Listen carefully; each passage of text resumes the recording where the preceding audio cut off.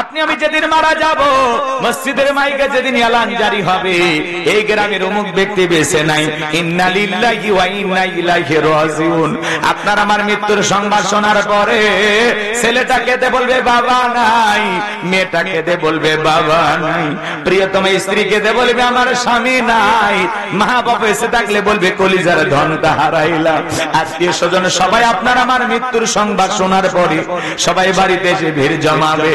ওই রঙিন দালান থেকে নামাইয়া এ বাজান গো আমার মশরের নিচে শোয়াইয়া, বাজান গো আমার দেখে রঙিন পোশাক খুইলা খুইলা বড়ই পাতার গরম পানি দিয়ে আপনাকে আমাকে গোসল করাইয়া, সাদা কাপড়ে চকলেটের মতো মরাইয়া, মসজিদের খাটিয়াতে তুইলা চারজন বরযাত্রী ধইরা একে একে করে অন্ধকার কবরে নিয়ে যাবে। ওই কবরের ভিতরে তিনজন মানুষ নামবে। আপনার আমার লাশটা কবরে রাখার পরে একে একে সবাই কবর থেকে উঠে আসবে।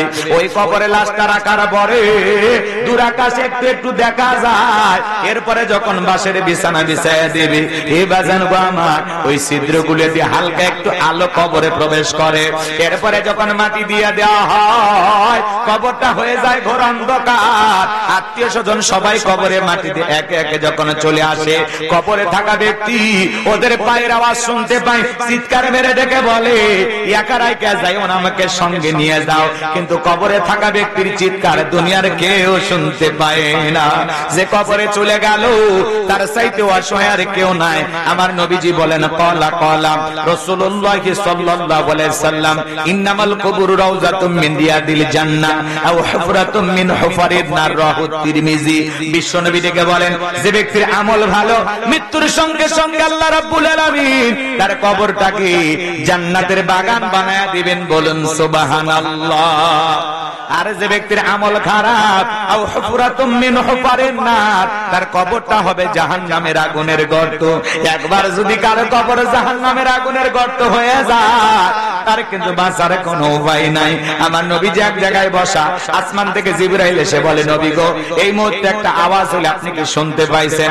আমার নবী বলে, হ্যাঁ শুনতে পেয়েছি।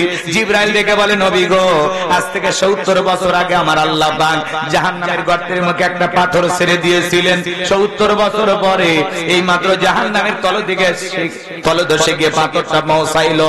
চিন্তা করেন বাজান গো আমার, একটা পাথর ছেড়ে দিলে যদি 70 বছর সময় লাগে নিচে পড়তে, আল্লাহ না করুক, আল্লাহ না করুক, আপনার আমার গুনাহের কারণে, অপরাধের কারণে আসমান জমিনের মালিক আল্লাহ বেজার হইয়া একবার যদি জাহান্নামের আগুনের গর্তে ফেলে দেয়, আপনার আমার কিন্তু বাঁচার কোনো উপায় নাই। কবর বড় কঠিন জায়গা। আসসালামু আলাইকুম ওয়া রাহমাতুল্লাহি ওয়া বারাকাতুহু। আমরা শুকরিয়া আদায় করতেছি সেই মহান রবের দরবারে, আল্লাহ পাক সুবহানাহু ওয়া তাআলা অত্যন্ত দয়া করে, করুণা করে, মায়া করে, মহব্বত করে, ভালোবেসে, পছন্দ করে পবিত্র ঈদুল ফিতরের দ্বিতীয় দিনে কোরআনের মহব্বতে দুনিয়ার আমোদ প্রমোদকে অপেক্ষা করে শুধুমাত্র কোরআন শোনার নিয়তে আজকের জান্নাতের বাগানে যুবকদের অক্লান্ত পরিশ্রমে এই সুন্দর আয়োজনে আসার বসার সুযোগ দান করলেন। সে মহান রবের দরবারে সিজদাবনত চিত্তে কালিমাতুশ শুকর আদায় করে পড়ছি আলহামদুলিল্লাহ। লক্ষ কোটি দরুদ সালাম মানবতার শ্রেষ্ঠ বন্ধু বিশ্বনবী, বিশ্বনেতা, যে নবী আইয়ামে জাহিলিয়াতের যুগে আগমন করে অসভ্য মানুষগুলোকে সভ্য বানিয়েছেন, অভদ্র মানুষগুলোকে ভদ্র বানিয়েছেন, কোরআন নামের সংবিধান দিয়া কোরআনের রাজ কায়েম কইরা সোনালী যুগ উপহার দিয়া মদিনার পাক ভূমিতে সেই তো আছেন। সে রাসূলের প্রতি কলিজা ভরা মুহাব্বত নিয়ে পড়ছি দরুদ সালাম। সকলেই পড়ুন সাল্লাল্লাহু আলাইহি ওয়াসাল্লাম। সম্মানিত ভাইরা, আজকের প্রোগ্রামে আসতে পেরে, বসতে পেরে আপনারা খুশি না বেজার? কারা কারা বেজার দুই হাত তুলে দেখান। আলহামদুলিল্লাহ। শ্রোতারা অনেক চালাক। শ্রোতারা যদি চালাক হয়, ওয়াজ করে শান্তি পাওয়া যায়। কইতে কলিকাতা বুঝে নাই। আজকের প্রোগ্রামে আসতে পেরে, বসতে পেরে কারা কারা খুশি, মুখে নিয়ে হাসি আওয়াজ দেবে, আল্লাহ নামের এমন একটি স্লোগান দেবেন, এলাকায় যদি কোনো ইসলাম বিরোধী উই পোকা, সার পোকা, তেলা পোকা থাকে, ওদের কলিজায় যেন কম্পন সৃষ্টি হয়, এমন আওয়াজ তুলতে রাজি আছেন যারা? বীর মুসলমানের মতো দুটি হাত টান টান করে তুলে দেখান তো তারা। লিল্লাহি তাকবীর, লিল্লাহি তাকবীর। আল কোরআনের আলো, আল হাদিসের আলো, দুনিয়ার মুসলিম, সারা বিশ্বের মুসলিম। আমার নেতা তোমার নেতা, আমার নেতা তোমার নেতা। লিল্লাহি তাকবীর। আল কোরআনের আলো, আল হাদিসের আলো, দুর্নীতির আলো। অনেকে চোখে তালে বলেই ফেলেছেন দুর্নীতির আলো ঘরে ঘরে জ্বালে। বাংলাদেশে দুর্নীতি দমন কমিশন আছে না নাই? এরপরে দুর্নীতি কমেছে নাকি ডিজিটাল কায়দায় বেরিয়ে চলেছে। দিন যত বাড়ছে দুর্নীতির পাল্লা তত ভারী হচ্ছে। কথা বলেন ঠিক কিনা? আমরা চাই আমাদের প্রিয় মাতৃভূমি বাংলাদেশ দুর্নীতি মুক্ত। আল্লাহ কবুল করুন, চিল্লা বলেন আমিন। আমরা চাই আমাদের বাংলাদেশ মাদক মুক্ত। আল্লাহ কবুল করুন, চিল্লা বলেন আমিন। আমরা চাই আমাদের বাংলাদেশ যৌতুক মুক্ত। আল্লাহ কবুল করুন, চিল্লা বলেন আমিন। সম্মানিত ভাইরা, আমার ভূমিকায় লম্বা কথা নয়, অনেক রাত হয়েছে। মোটামুটি 12:30 পর্যন্ত আলোচনা করলে আপনারা থাকবেন তো ইনশাআল্লাহ? আচ্ছা, যেহেতু 11টা পার হয়ে গেছে, ঘন্টাখানিক সময় আমার দেন। যদি ভালো লাগে 1টা পর্যন্ত মিল করবো ইনশাআল্লাহ, নিয়ত আছে। এখন আপনারা আপাতত 12:30 পর্যন্ত কারা কারা থাকবেন না 2 হাত তোলেন। থাকবেন না?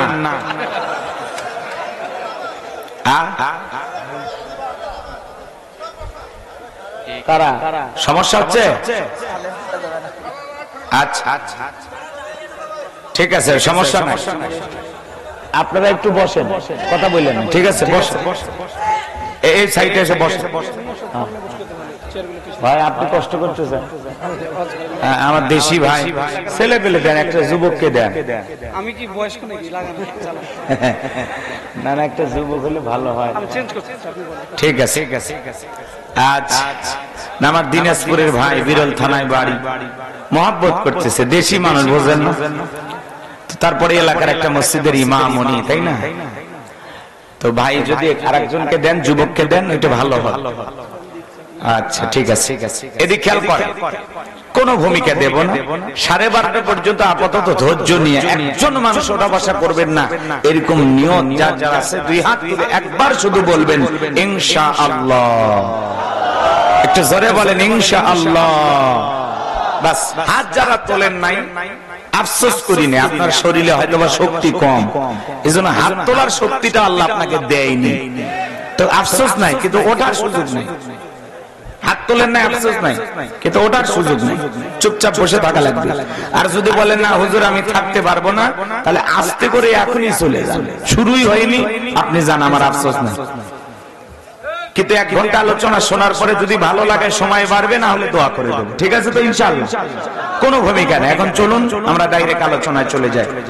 যেহেতু লিখেছেন তাফসীরুল কোরআন মাহফিল, আলোচনা তাফসীর ভিত্তিক হওয়ার দরকার আছে না নাই? আমি কথা বলবো পবিত্র কোরআনুল কারীমের 41 নম্বর সূরা। সূরাটির নাম হামিম আস-সিজদা। মোট আয়াত আছে 54টি, রুকু আছে 6টি। বিশ্বনবীর মক্কার জিন্দেগিতে এই সূরাটি নাজিল হয়েছে। আমি আপনাদের সামনে মাত্র একটি আয়াতে কারিমা তেলাওয়াত করেছি। আয়াতের নাম্বার হলো 30। এই আলোচনা কবুল করার পরে আল্লাহ যেন সবাইকে পার করে দেন ফুলসিরাতের ব্রিজ। জোরে বলেন আমিন। 24 নম্বর পারার 19 নম্বর পৃষ্ঠার 3 নম্বর লাইনে এই আয়াতে কারিমা রয়েছে। বলুন আল্লাহু আকবার। যে কোন আয়াত বা সূরার তাফসীর করতে হলে কোন প্রেক্ষাপটে কোন সময় রাসূলের উপরে সে আয়াতটি বা সূরাটি নাজিল হয়েছে, সেই নাজিলের শানে নজুল জানার দরকার আছে না নাই?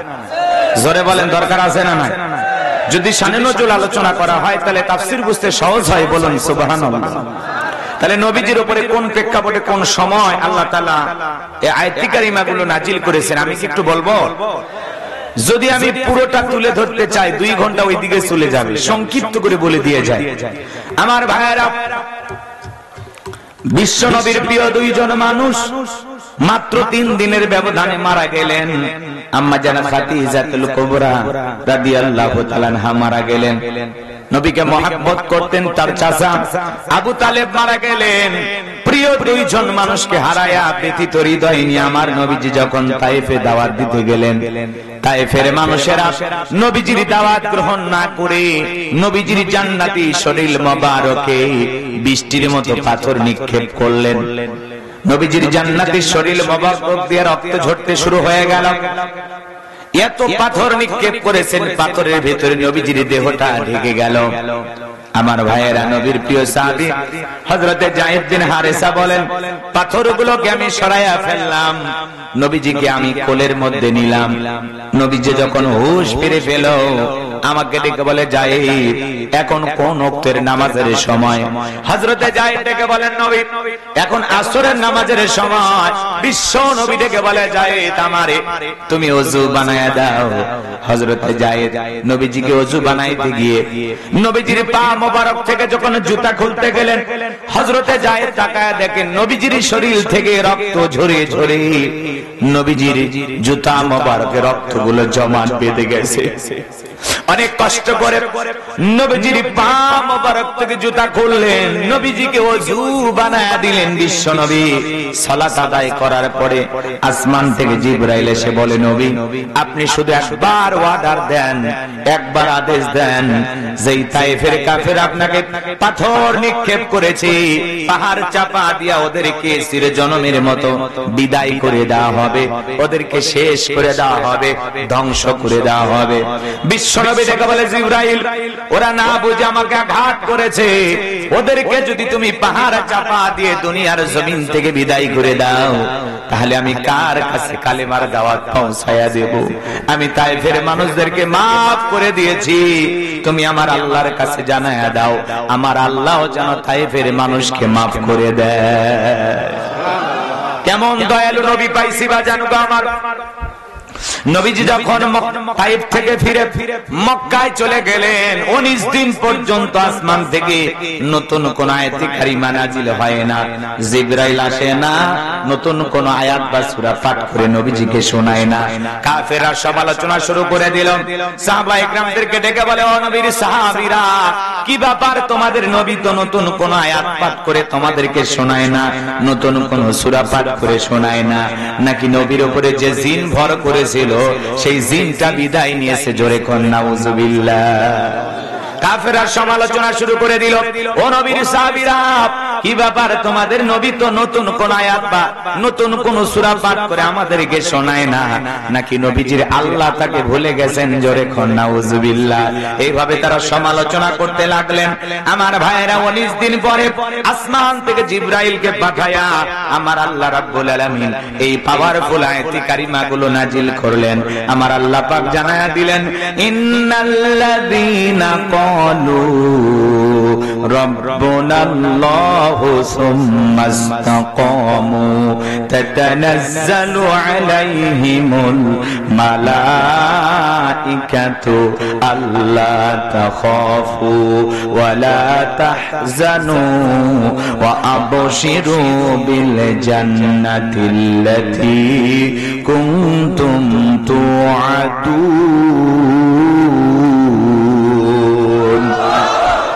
আমার আল্লাহ রাব্বুল আলামিন জানিয়ে দিলেন, ইন্নাল্লাযীনা ক্বালু রাব্বুনাল্লাহ, নিশ্চয়ই যারা বলে আমি তাদের রব, সুম্মা ইসতাকামু, এই কথার উপরে যারা ইস্তেকামাত থাকে, অবিচল অটল থাকে, তাতানাজ্জালু আলাইহিমুল মালায়েকা, আসমান থেকে ফেরেশতা নাজিল হয়। ফেরেশতা নাজিল হয় 3 সময়। কয় সময়? কোন কোন সময় জানার ইচ্ছা কি আপনাদের আছে? জোরে বলেন আছে। ফেরেশতা নাজিল হয়ে দেখে বলে, আল্লাহ তাখাফু, ভয় পেও না, ওয়ালা তাহজানু, চিন্তা করো না, ওয়া আবশিরু বিল জান্নাতিল্লাতী কুনতুম তুআদুন। তোমাদের যে জান্নাতের প্রতিশ্রুতি দেওয়া হয়েছে, যে জান্নাতের ওয়াদা দেওয়া হয়েছে, সেই জান্নাত পেয়ে তোমরা আনন্দিত হও, সেই জান্নাত তোমরা গ্রহণ করো। বলুন সুবহানাল্লাহ। এটা হলো আয়াতের সরল অনুবাদ। এবার চলেন আমরা মূল তাফসিরে চলে যাই। রাত গভীর হয়েছে, ভূমিকা এদিক সেদিক দিলাম না, ডাইরেক্ট কিছু কথা বলতে চাই। কষ্ট হচ্ছে ভাই? একটু মনোযোগ দিয়ে শুনবেন। আল্লাহ তাআলা জানিয়ে দিলেন, ইন্নাল্লাযীনা ক্বালু রাব্বুনাল্লাহ, নিশ্চয়ই যারা বলে আমি তাদের রব, সুম্মাস্তাকামু, এই কথার উপরে যারা ইস্তেকামাত থাকবে, দৃঢ় থাকবে, মজবুত থাকবে। আমার ভাইরা শোনেন, আপনাদের এলাকায় রাস্তা নাই, রাস্তার দুই ধার দিয়ে গাছ লাগানো হয় না? কথা বলেন না কেন? যখন ঝড় আসে, আইলা, নার্গিস, হুদহুদ, সনি, ফনি, মিথিলি, মির্জাউম, এই যে নানান ধরনের ঘূর্ণিঝড় যখন আসে, কথা বোঝেন, এই সাইক্লোন গুলো যখন আসে, ঘূর্ণিঝড়ে অনেক গাছ গাছালি গুলো ভেঙে তছনছ হয়ে রাস্তার উপরে পড়ে থাকে। কথা বলে ঠিক কিনা? আবার কিছু গাছ মজবুত ভাবে শিকড় নিয়ে দাঁড়িয়ে থাকে। কথা বলেন না কেন? এর নাম হলো ইস্তেকামাত থাকা, এর নাম হলো দৃঢ় থাকা, মজবুত থাকা। সুম্মাস্তাকামু, ইস্তেকামাত থাকা। আপনি যখন নিজেকে ঈমানদার দাবি করবেন, মুমিন দাবি করবেন, আপনার উপরে হাজারো নির্যাতন জুলুম আসবে, জেল জুলুম, নির্যাতন জুলুম সহ্য করেও মুসলমানকে টিকে থাকতে হবে যে আল্লাহ আমার রব, তিনি আমার সব। আল্লাহর পথে অবিচল অটল থাকতে গিয়ে আপনার উপরে হাজারো নির্যাতন জুলুম আসবে, ঘর ছাড়া করবে, বাড়ি ছাড়া করবে, দেশ ছাড়া করবে। ইসলাম মানার কারণে জালেমেরা বোমা নিক্ষেপ করে দুনিয়ার জমিন থেকে বিদায় করে দেবে। এরপরে মুসলমান এক ইঞ্চি পিছপা হবে না। কথা বলেন ঠিক কিনা? এর নাম হলো ইস্তেকামাত থাকা, এর নাম হলো অবিচল থাকা। আপনি একটু অবস্থা খারাপ দেখলে সুবিধাবাদ জিদ্দাবাদ কয় টুপিওয়ালা দেখেই ধরতেছে, কয় আপাতত টুপি খুলে রেখে, কয় দাড়িওয়ালা দেখলেই ধরতেছে, সেলুনে যা বলে মারিয়ে দে, মেরে দে, বোঝেন তো, দাড়িটা কাটে দে, পরে দেখা যাবে। মানে একটু অবস্থার পরিবর্তন হয়ে গেলে আমরা দাড়ি কেটে বাদ দেই, টুপি বাদ দেই, পাঞ্জাবি বাদ দেই। কথা বলেন ঠিক কিনা? মুসলমান এই দুর্বল, এই তেল তেলা ঈমান নিয়ে জান্নাতে যাবেন। জান্নাত কি মামুর বাড়ির ডাল, গেলি একটা খাইতে দেবে? জান্নাতে যেতে হলে আপনাকে পরীক্ষা দিয়ে জান্নাতে যাওয়া লাগবে। কথা বল ঠিক কিনা? আল্লাহ তাআলা বলেছেন, মানুষরা কি মনে করেছে ঈমান এনেছি কথা বললেই তাদেরকে ছেড়ে দেওয়া হবে? তাদের কি পরীক্ষা করা হবে না? আল্লাহ পরীক্ষা করে দেখবেন ঈমানের দাবিতে কারা সত্যবাদী আর কারা মিথ্যাবাদী। কথা বলেন ঠিক কিনা? এজন্য আপনি যদি বলেন আল্লাহ আমার রব, এই কথার উপরে ইস্তেকামাত থাকতে হলে, মজবুত থাকতে হলে হাজারো বাধা, নির্যাতন, জুলুম আপনাকে সহ্য করে টিকে থাকতে হবে। পুরে পুরে খাঁটি স্বর্ণ হতে হবে। কারা কারা পুরে পুরে খাঁটি স্বর্ণ হতে রাজি? তুই হাত তুলে আল্লাহকে একবার দেখা। লিল্লাহি তাকবীর। হাত নামান। এইবার কথা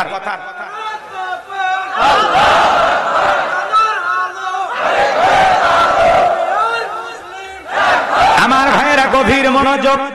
যে কথা বলতে চাচ্ছিলাম আল্লাহ রাব্বুল আলামিন জানিয়ে দিলেন, ইন্নাল্লাযীনা ক্বালু রাব্বুনাল্লাহ। আমার আল্লাহ ডেকে বলেন, নিশ্চয়ই যারা বলে আমি তাদের রব। ও ঝিনাইদহের মুসলমানেরা ডান হাতটা তুলে শাহাদাত আঙ্গুলে দ্বারা ইশারা করে চিৎকার মেরে ডেকে বলেন, তো আমাদের রব কি? সবাই ডান হাত তুলে সাক্ষী দেন। এই সাক্ষী যদি আল্লাহ তাআলা কবুল করে, এটাই জান্নাতে যাওয়ার ওসিলা হতে পারে। বলেন তো বাজেন, আমাদের রব কি? আর একটু জোরে ডাক দিয়ে বলেন, আমাদের রব কে? আর একটু জোরে ডাক দেন, আল্লাহ। কলিজার সবটুকু আবেগ ভালোবাসা নিয়ে ডাক দিয়ে বলেন, আল্লাহ। আর একটু জোরে বলেন, আল্লাহ। হাত নামান। এই যে আল্লাহ আল্লাহ বলে ডাক দিলাম, আমাদের আল্লাহ খুশি না বেজা? এ বাজান, কেন ডাক দিবেন না? দুনিয়াতে যদি মাকে ডাক দেন, মা মা মা, মা রাগান্বিত হয়ে বলে, অত মেয়ে মেয়ে করিস কেন? বিয়ে দিলে 2 বাচ্চার বাবা হয়ে যাবি, তা মা মা ডাকা ছাড়লি না। কথা বলে না? বাবাকে ডাক দিলে বাবা বাবা, বাবা রাগান্বিত হয়ে বলে, আর একবার বাবা বললে তোরে তুলে আসার মারবো। ভাইকে যদি ডাক দেন, ভাই লিটন ভাই, শাহাদত ভাই, রুবেল ভাই, বলে আর একবার ভাই বললে তোর খবর আছে। কথা কয় না কেন? এই যে দুনিয়াতে অতিরিক্ত মাকে মা বলে ডাক দিলে মা রাগান্বিত হয়, বিরক্ত বোধ করে। বাবাকে ডাক দিলে বাবাও রাগান্বিত হয়, বিরক্ত বোধ করে। ভাইকে ডাক দিলে ভাইও বিরক্ত বোধ হয়। কিন্তু এমন এক সৃষ্টিকর্তা, এমন এক স্রষ্টা, এমন এক আল্লাহ পেয়েছি, কোটি কোটি বার ডাক দিল বিরক্ত হন না যিনি, তিনি কে? সে আল্লাহকে ডাকার দরকার আছে না নাই? কিন্তু আমরা কপাল পরা আল্লাহকে ডাকতে পারি না। এই জন্য আল্লাহ তাআলা ডেকে বলেন ইন্নাল ইনসানা লিরাব্বিহি লাকানুদ। মানুষ বড় অকৃতজ্ঞ, মানুষ বড় অকৃতজ্ঞ, অস্বীকারী। ডাইরেক্ট বাংলা ভাষায় যাকে বলা হয় নিমক হারাম। আল্লাহর দুনিয়াতে বসবাস করে, আল্লাহর খায় আর বাতিলের পা চাটা গোলাম। কথা বলেন না কেন? পুরুষের মতো আওয়াজ দেবেন, আমি করবো আওয়াজ, আপনারা দেবেন আওয়াজ, জবাব দিবেন ঠিক ঠিক, আলোচনা হবে কমপ্লিট। শ্রোতাদের স্পিরিটে বাড়ি, বক্তার হিট, আলোচনা হবে জায়গা মতো ফিট। আপনাদের আওয়াজ বলে দেবে কি চলবে আর কি চলবে না। এটা আওয়াজ দেন।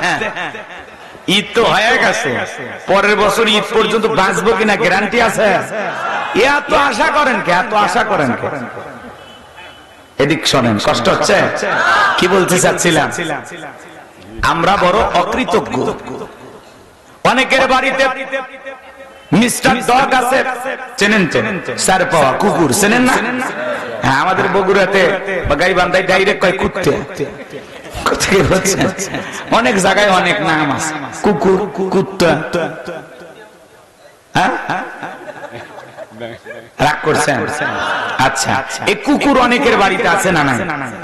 আপনি এই ঝিনাইদহ শহর থেকে গরু গোস্ত কিনছেন, ঈদ উপলক্ষে তো অবশ্যই কিনছেন, কেনেন না? কিনে দেখলেন হাড় পাইছেন, হাড়, হাড্ডি চেনেন তো? হাড়, হাড্ডি গরুতে থাকে না? এই হাড় গুলো পাইয়া দাঁতের পাশে নিয়ে চিবানোর চেষ্টা করতেছেন, খাওয়ার চেষ্টা করতেছেন, ট্রাই করতেছেন, হয় না। এ পাশে নিয়ে ট্রাই করতেছেন, হয় না। পরিশেষে আপনি ডাক দেন লালু, লালু তখন লেজ নাড়তে নাড়তে আপনার সামনে হাজির। তখন ওই শুকনো হাতটা লালুর সামনে ছুঁড়ে ফেলে দিয়ে বলেন এলাকা থেকে আসছো, কোথা থেকে আসছো, কার বাড়িতে যাবা, কার সাথে দেখা করবা, ভিতরে কোন লোকের সাথে পরিচয়, আগে ইন্টারভিউ নেওয়া শুরু করে। কথা কোন ঠিক কিনা আমার ভাইয়েরা?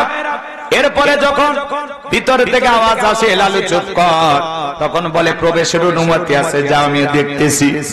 আগন্ত ব্যক্তি আর ওই বাড়ির মানুষটা দুইজন মিলে গল্প করে। কুকুর একবার মালিকের চেহারার দিকে তাকায়, আর একবার ওই ব্যক্তির চেহারার দিকে তাকায়, আর ইশারাতে বুঝাইতে চায়। একবার শুধু বলেন লোকটাকে চেনেন না, এমন কামড় মারবো হাসপাতালে নিয়ে ছাড়া ভালো হবে না। লেজ নাড়িয়ার চতুর্দিকটা ঘরে। মালিক যখন ধমক দেয় বলে লালু যা, এখান থেকে দূর হয়ে যা, সরে যা। তখন বলে আপনার পরিচিত লোক, আগেই বলবেন, খামাকা ডিউটিটা করলাম। একটা কুকুর শুকনো হাড় খেয়ে, রোদ নাই, বৃষ্টি নাই, ঝড় নাই, তুফান নাই, মালিকের বাড়ি যদি ভাড়া দেয়, আমরা হলাম আশরাফুল মাখলুকাত। বড় মহব্বত করে আল্লাহ তাআলা আপনাকে আমাকে সৃষ্টি করেছেন। আমার আল্লাহ বলেন কুনতুম খায়রা উম্মাতিন উখরিজাত লিন-নাস তা'মুরুনা বিল মা'রুফ ওয়া তানহাউনা আনিল মুনকার। বলেন আল্লাহু আকবার। আল্লাহ তাআলা ডেকে বলেন তোমাদেরকে উত্তম জাতি বানাইলাম, ভিআইপি বানাইলাম, মর্যাদা সম্পন্ন বানাইলাম। ওয়ালাকাদ কারামনা বানি আদম, আপনাকে আমাকে সম্মানিত করেছেন তিনি কে? আরো জোরে বলেন কে? লাকাদ খালাকনাল ইনসানা ফি আহসানি তাকওয়িম। এই সুন্দর আকৃতি দিয়া, এই সুন্দর গঠন দিয়া আপনাকে আমাকে সৃষ্টি করেছেন তিনি কে? চোখের জায়গায় চোখ দিলেন, চোখটা আল্লাহ তাআলা এই জায়গায় না দিয়া কপালের মাঝখানে যদি দিতেন, আর ফুটবল খেলতে গিয়া মাথা দিয়ে যদি হিট নিতেন, চোখ দুটে থাকতো না, ডিম পোষ হয়ে যাইতো। নাকটা আল্লাহ তাআলা এই জায়গায় না দিয়া পিঠের মাঝখানে যদি লাগায়া দিত, কোন খাবার খাওয়ার আগে প্লেটটা পিঠের পিছনে নিয়ে বলা লাগতো, নাক মামু খাবারটা চেক করে দেখ, খাবারটা খামু না ফেলে দিমু। কথা কয় না গা? নাকের জায়গায় নাক দিলেন, চোখের জায়গায় চোখ দিলেন, ঠোঁটের জায়গায় ঠোঁট দিলেন, কানের জায়গায় কান দিলেন। আল্লাহ তাআলা দেখেন কত সুন্দর হাতটা বানায়া দিলেন। দুনিয়ার হাঁস মুরগি গরু ছাগল খাবার খায়, দুনিয়ার সমস্ত প্রাণীগুলো খাবার খায়, মাথা নিচু করে খাইতে হয়, খাবার খাওয়ার জন্য মাথাটা নত করতে হয়।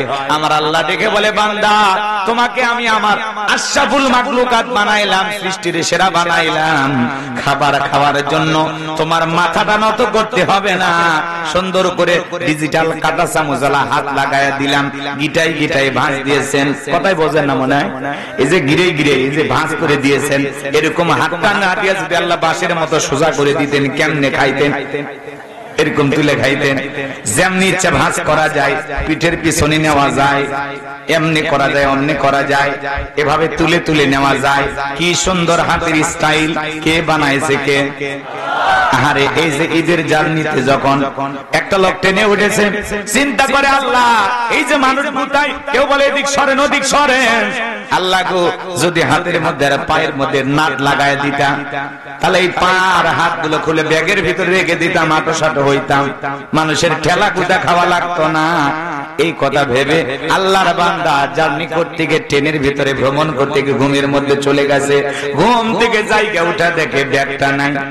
মনে মনে তখন চিন্তা করে আর কেঁদে বলে, আল্লাহ আমার মতো পাগলের বুদ্ধি শুনা তুমি যদি আমার পায়ের মধ্যে হাতের মধ্যে নাট লাগায়া দিতা, সারাটা জীবন রেল স্টেশনে পড়ে কান্না করা লাগতো, বাড়িতে যাওয়ার ভাগ্য আমার হইতো না। কথা বলেন ঠিক কিনা? আমার ভাইরা, আল্লাহ তাআলা এত নিয়ামত আপনাকে আমাকে দিয়েছেন, দুনিয়ার জমিনে আল্লাহ তাআলা এত নিয়ামত দিয়েছেন। আমার আল্লাহ ডেকে বলে, বান্দারে পৃথিবীতে যা কিছু দেখো, হুয়াল্লাযী খালাকালাকুম মা ফিল আরদি জামিআ, বান্দারে পৃথিবীর জমিনে যা কিছু দেখো সবকিছু আমি আল্লাহ পাক তোমাদের জন্য সৃষ্টি করেছি। দুনিয়ার সব সৃষ্টি গোলামি করবে তোমাদের, আর তোমরা গোলামি করবা আমি রবের। বলেন তো আমরা গোলামি করবো কার? আরো জোরে বলেন। এই দেহের ভিতরে কোটি কোটি টাকার নিয়ামত আল্লাহ পাক দিয়েছেন। বলেন তো দুনিয়ার কোন বাজারে একটা হাত কিনতে পাওয়া যায়? একটা লোকের আঙ্গুল কিনতে পাওয়া যায়? এত সুন্দর করে যদি একটু সৃষ্টির কম বেশি হয়ে যায়, চোখ আছে দেখতে পারে না, আমরা তাদেরকে বলি অন্ধ। মুখ আছে খাইতে পারে, কথা বলতে পারে না, আমরা তাদেরকে বলি বোবা। হাত আছে কিন্তু নড়তে পারে না, অসহায়, আমরা তাদেরকে বলি কি? প্যারালাইজ বা পঙ্গু। দুইটা পা নাই, আহারে, আছে না? এমন আছে না? তো দুনিয়াতে আল্লাহ তাআলা নিপুণ ভাবে, হোক চেহারা কালো, হোক লম্বা, হোক খাটো, হোক ফর্সা, কোনো সমস্যা নাই, আল্লাহ তাআলা নিখুঁত ভাবে আপনাকে আমাকে সৃষ্টি করেছেন।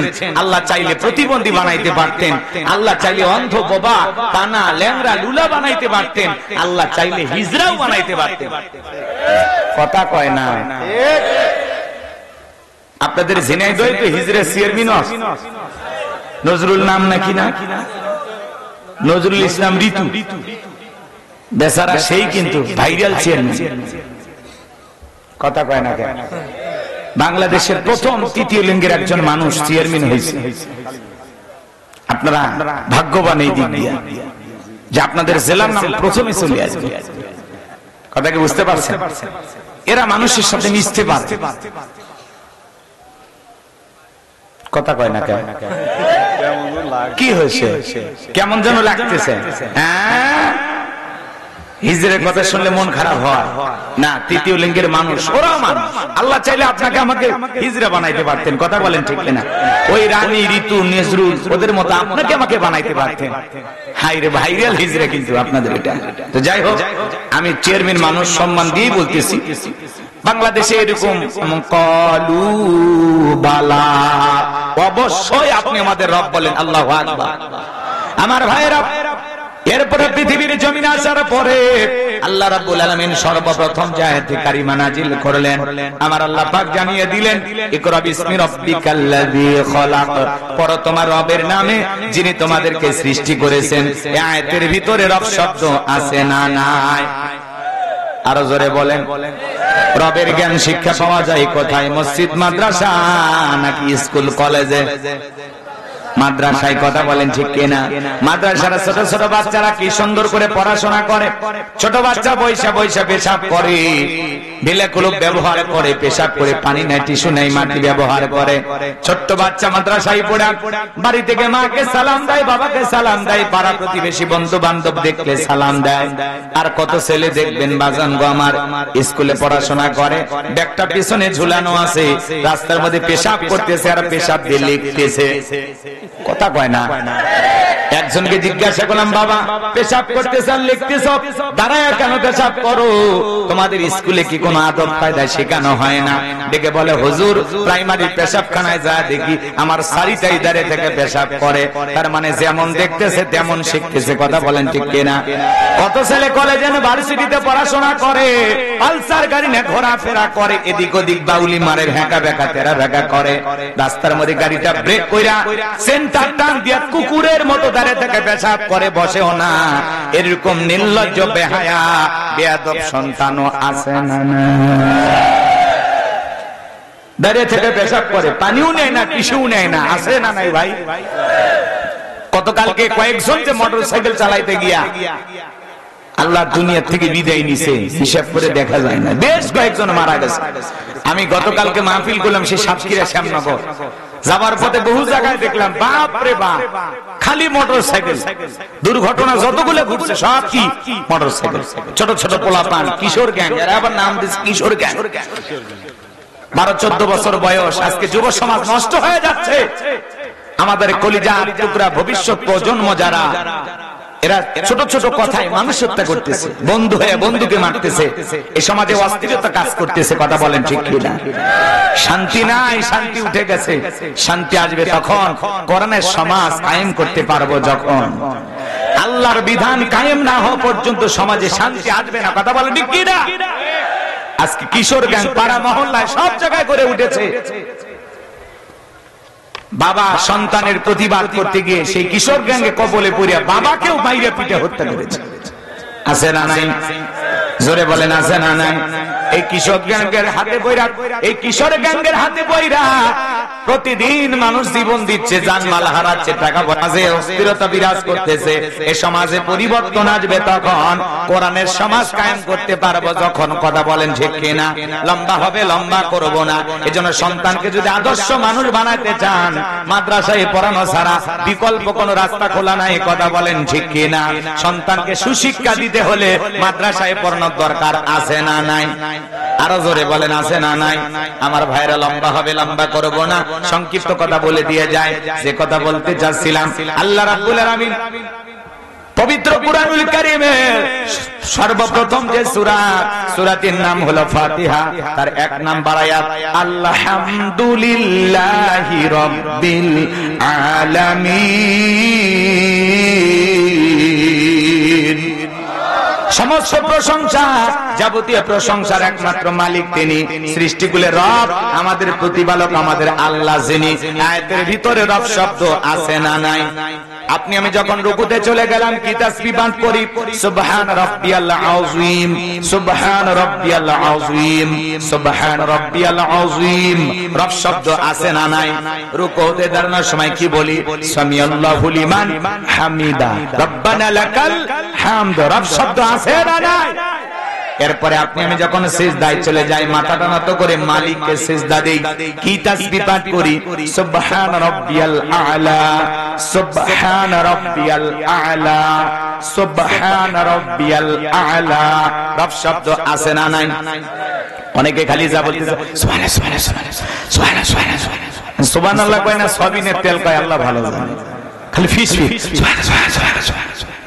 স্পষ্ট করে বলতে হবে, সুবহান রাব্বিয়াল আ'লা, সুবহান রাব্বিয়াল আ'লা, সুবহান রাব্বিয়াল আ'লা। কথা কয় না, আপনি খালি ফিস ফিস করেন। আছে না ভাই? স্পষ্ট করে বলতে হবে। আমার ভাইয়েরা, নামাজের সালাম ফিরানোর পরে মুনাজাতে যখন হাত তুলি, কি বলে দোয়া করি, রব্বানা আতিনা ফিদ দুনিয়া হাসানাতাও ওয়া ফিল আখিরাতি হাসানাতাও ওয়া কিনা আযাবান নার। সূরা বাকারা 201 নম্বর আয়াত।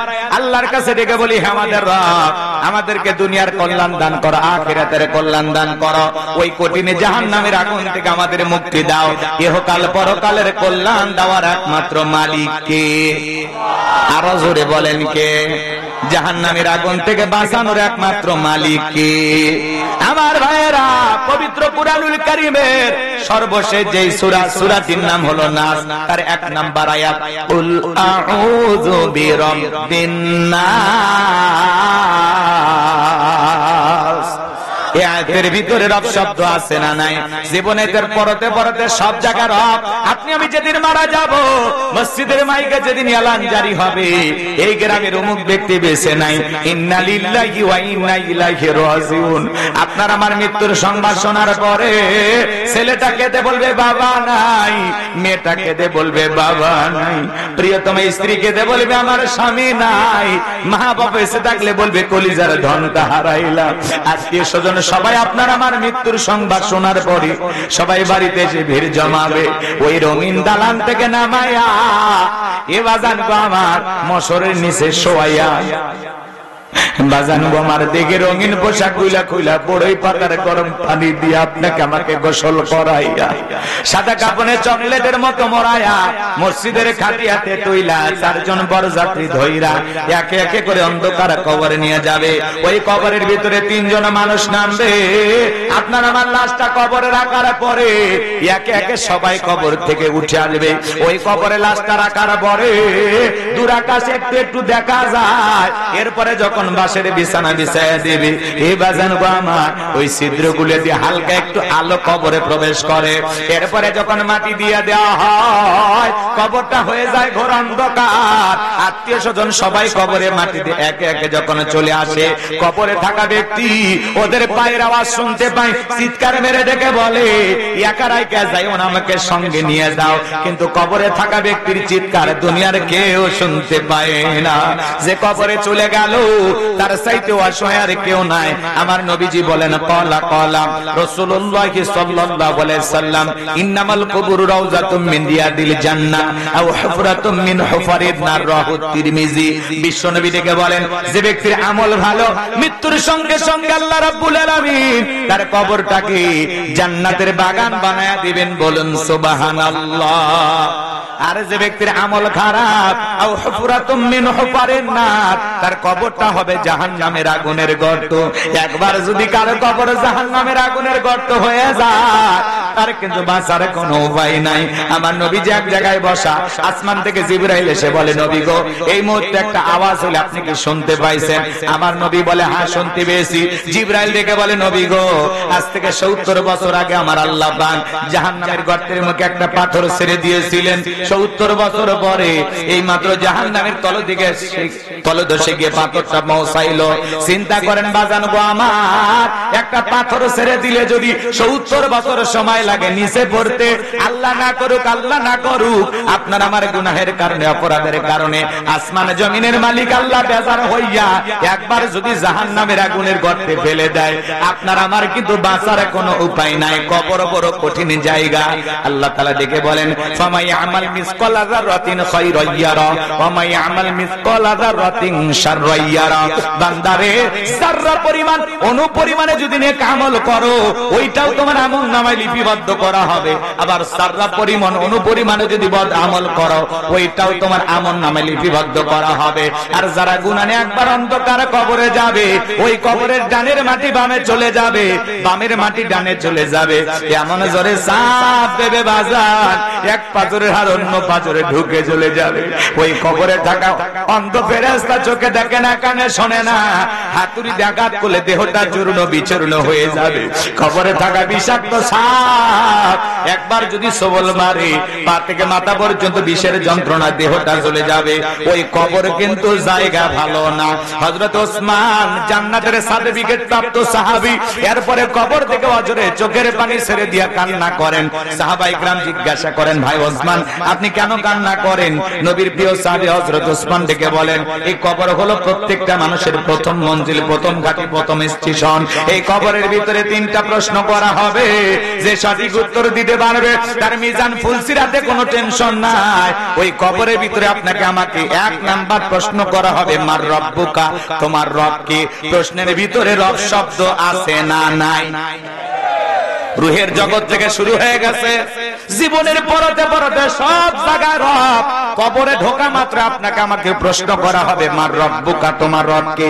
এই দুনিয়ার জমিনে রবের গোলামি করেছে যারা, এক আল্লাহর ইবাদত করেছে যারা, কোরআন সুন্নাতে জীবন সাজাইছে যারা, নেক আমল করে আল্লাহর প্রিয় গোলাম হয়ে, প্রিয় মুমিন মুত্তাকি বান্দা হয়ে কবরে ঢুকবে যারা, কবরের প্রশ্নের সঠিক উত্তর দিতে পারবে তারা। নেক আমল করে আল্লাহর প্রিয় গোলাম হয়ে কবরে যারা যাবে, এদেরকে যখন প্রশ্ন করা হবে মার রব্বুকা, তারা তখন প্রশ্নের উত্তর দিয়ে বলবে রব্বি আল্লাহ, রব্বি আল্লাহ, আমার রব আমার আল্লাহ। বলেন আল্লাহু আকবার। কিন্তু যারা নাফরমান বেঈমান, আল্লাহর অবাধ্য গোলাম, যারা শয়তানের ওয়াসওয়াসায় পড়ে মিসগাইড হয়েছে, ভুল পথে পরিচালিত হয়েছে, বিপদগামী হয়েছে, যারা বলে খাও দাও ফুর্তি করো, দুনিয়াটা মস্ত বড়, কথা কয় না তো চিজ বাড়ি হে মস্কো মস্কো নাকি কয়? আমি তো বুঝি না এগুলো, আপনারা তো ভালোই বোঝেন। আসার সময় এই যে কুষ্টিয়া পার হয়ে কিছু ছেলে পেলে দেখলাম বক্স নিয়ে বলে কি কুপান কুপাচ্ছে, নাচতে নাচতে এরা মারা যাবে, জাহান্নামে চলে যাবে। কথা বলেন ঠিক কিনা? হারাম কাজ করা অবস্থায় যদি কেউ মারা যায়, অবস্থা ভালো না, অবস্থা খুবই খারাপ, কপালে দুঃখ আছে। কথা কন নাকি আপনারা? এক যুবক, তার বউ, এখন বউ না প্রেমিকা আল্লাহ ভালো জানে, বাজান গো আমার, দুইজনের দেহের ভিতরে কালো পোশাক, মেয়েটাও কালো থ্রি পিস পরেছে, ছেলেটাও কালো শার্ট পরেছে। এখন দুইজনের মধ্যে কি হয়েছে জানি না, মেয়েটাকে ধাক্কা মেরে ফেলে দেয়, মেয়েটা আবার চেপে ধরে। এই চাপাচাপি করতে করতে ছেলে মেয়ে, স্বামী স্ত্রী না প্রেমিক প্রেমিকা, সঠিক তথ্যটা আমার জানা নাই, কিন্তু আমি দেখে অবাক হয়ে গেলাম। বাজান গো আমার, এত টানাটানি করেছে, ছেলেটার শরীরে শার্ট সব ছিঁড়ে শেষ। ও বলতেছে আমি তোমারে টাকা দিলাম, তুমি একটা ভালো পোশাক কিনবা, কিন্তু আমার মতো কালো পোশাক কেন কিনলা? এখন দুইজনের মধ্যে ঈদের সালামি নিয়ে ঝগড়া হয়েছে না কি হয়েছে আল্লাহ ভালো জানে। রাস্তার মধ্যে চলতে চলতে বাজান আমার শার্ট ছিঁড়া প্যান্ট ছিঁড়া, দুইজন খালি ঠেলাঠেলি গুদাগুদি করতেছে, ছেলে মেয়েকে ধাক্কা মেরে ফেলে দেয়, মেয়ে আবার চাপে ধরে, একেবারে শার্ট ছিঁড়া শেষ। আজকের ঈদের সালামের জন্য সব ছেলে মেয়ে দৌড়ঝাঁপ করতেছে। কেউ যদি খুশি হইয়া স্বামী তার স্ত্রীকে দেবে, স্ত্রী তার স্বামীকে দেবে, ভাই তার বোনকে দেবে, মা বাবা তার ছেলে মেয়েকে দেবে, ভালোবেসে মহাব্বত করে। এগুলো নিয়ে ঝগড়া কেন? শার্ট ছিঁড়াছিঁড়ি, কাপড় ছিঁড়াছিঁড়ি, রাস্তার মধ্যে কাপড় ছিঁড়িয়া মারামারি করতেছে, আন্দোলন করতেছে, এগুলো স্বভাব ভালো না খারাপ? আজকের যুবকেরা গেছে কোন জায়গায়? একটু 19-20 হয়ে গেলে ছেলে মেয়েকে ধরে মারতেছে, মেয়ে ছেলেকে ধরে মারতেছে, স্বামী স্ত্রীকে মারে, স্ত্রী স্বামীকে মারে, এমন মারা মারে স্বামীর শার্ট ছিঁড়ে আন্দোলন করে। কথা কোন ঠিক কিনা? হে বাজান গো আমার, ওই ছেলের শার্ট ছিঁড়ে ফেলে দিচ্ছে, কাপড় খুলে যাচ্ছে, এরপরে মেয়েটা নাছর বান্দি। আবার অনেক যুবক বলতেছে যা এরকম একটা বউ দরকার, এতবার ধাক্কা মারার পরেও ছেলেটার সাথে রাগ করে দূরে চলে যায় না, বারবার স্বামীকে চেপে ধরতেছে। এরকম একটা পাগলি আমার জীবনে দরকার। ওটা কেন যে ঘটছে যুবক, যার জীবনে পেয়েছে আসল মজা সে পেয়েছে। কথা কোন ঠিক কিনা? যুবকরে তোমাদের উদ্দেশ্যে বলতে চাই, এগুলো রং তামাশা রাস্তাঘাটে করা যাবে না। কেন তোমরা মারামারি করবা? কেন এরকম কাপড় ছেঁড়াছড়ি করবা? সভ্য সমাজে অভদ্র আচরণ করা যাবে না। যুবকদেরকে একটু পরিষ্কার পরিচ্ছন্ন হওয়ার দরকার আছে না? যে সমস্ত নর নারীর ভিতরে আল্লাহর ভয় আছে, যে সমস্ত যুবক যুবতীর অন্তরে আল্লাহর ভয় আছে, তারা প্রকাশ্যে ভাবে মারামারি করবে না, কাপড় ছিঁড়াছিঁড়ি করবে না, একে অপরের প্রতি অসম্মানজনক আচরণ করবে না। যুবকরে পরিবার ঠিক, দুনিয়া ঠিক, আল্লাহর ভয় যদি অন্তরের ভিতরে থাকে, এগুলো থেকে যুবকদের সচেতন হওয়ার দরকার আছে না নাই? আবার অনেক যুবক এই ঘটনাগুলো ঘটায় টিকটকে ভাইরাল হওয়ার জন্য, ভিডিওটা ভাইরাল করার জন্য। কথা বলেন ঠিক কি না? আল্লাহ যেন যুব সমাজদেরকে এই ভাইরাল নেশার থেকে হেদায়েত দান করেন। জোরে বলেন আমিন। কাপড় ছিঁড়ে ভাইরাল, মারামারি করে ভাইরাল, নানা ধরনের ভাইরালের নেশায় যুব সমাজ আসক্ত হয়ে গেছে।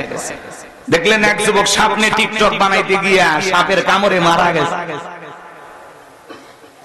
সেলফি তোলা নেশায় 5 তলা 10 তলা থেকে লাফ দেয়। আহা, যুবকদের আল্লাহ হেদায়েত দান করেন। একটু জোরে বলেন ভাই আমিন। কষ্ট পাচ্ছেন আমার কথা কি আপনারা? তাহলে দোয়া করব। এ বাজান গো আমার, আপনাদের নির্ধারিত সময় এখনো শেষ হয় নাই, একটু অপেক্ষা করেন, সামনের দিকে যাই, যত দ্রুত বাড়তেছে আলোচনা শেষ করে দেব, কষ্ট দেব না। ও ঝিনাইদহের মুসলমান ভাইরা, এ যুবক যুবতীর দল, খবরদার টিকটক ভিডিও বানাবা না, অশ্লীল কোনো কাজ করবা না, রাস্তাঘাটে মারামারি করবা না, দাম্পত্য জীবনে অশান্তি হতেই পারে, তাই বলে স্ত্রী কোনোদিন স্বামীর কাপড় ছিঁড়ে আন্দোলন করলে হবে না। কথা কয় না, যা করবা ঘরের ভিতরে করবা, রাস্তাঘাটে করবা। আল্লাহ যেন যুব সমাজকে একটু সঠিক বুঝ দান করেন। জোরে বলেন আমিন। আর একটু জোরে বলেন না ভাই আমিন। চলেন বাজান গো আমার, কি যেন বলছিলাম ভুলে গেছেন মনে হয়, কথা কন না গান। এই দুনিয়ার জমিনের আল্লাহর অবাধ্য গোলাম যারা, যারা গুনাহের কাজে লিপ্ত ছিল, হাজারো গুনার সাগরে হাবুডুবু খেয়েছে, যারা গুনাহ করতে করতে জীবনটা শেষ করে দিয়েছে, ওই গুনাহ করে কবরের মধ্যে যাবে যারা, কবরের সলজবের সঠিক উত্তর দিতে পারবে না তারা। ওই বদকার আল্লাহর অবাধ্য গোলামেরা যখন কবরে যাবে, এদেরকে যখন প্রশ্ন করা হবে মার রব্বুকা, তোমার রব কি, এরা প্রশ্নের উত্তর দিতে পারবে না, এরা ফেল ফেল করে তাকিয়ে থাকবে আর বলবে হাই হাতা লা আদরি। কথা বলেন ঠিক কি না? কষ্ট পাচ্ছেন বুঝে আপনারা? তাহলে নেক আমল করে কবরে যাওয়ার দরকার আছে না নাই? এ যুবক, দুনিয়ার জীবন ক্ষণিকের আছে, কাল থাকবো না।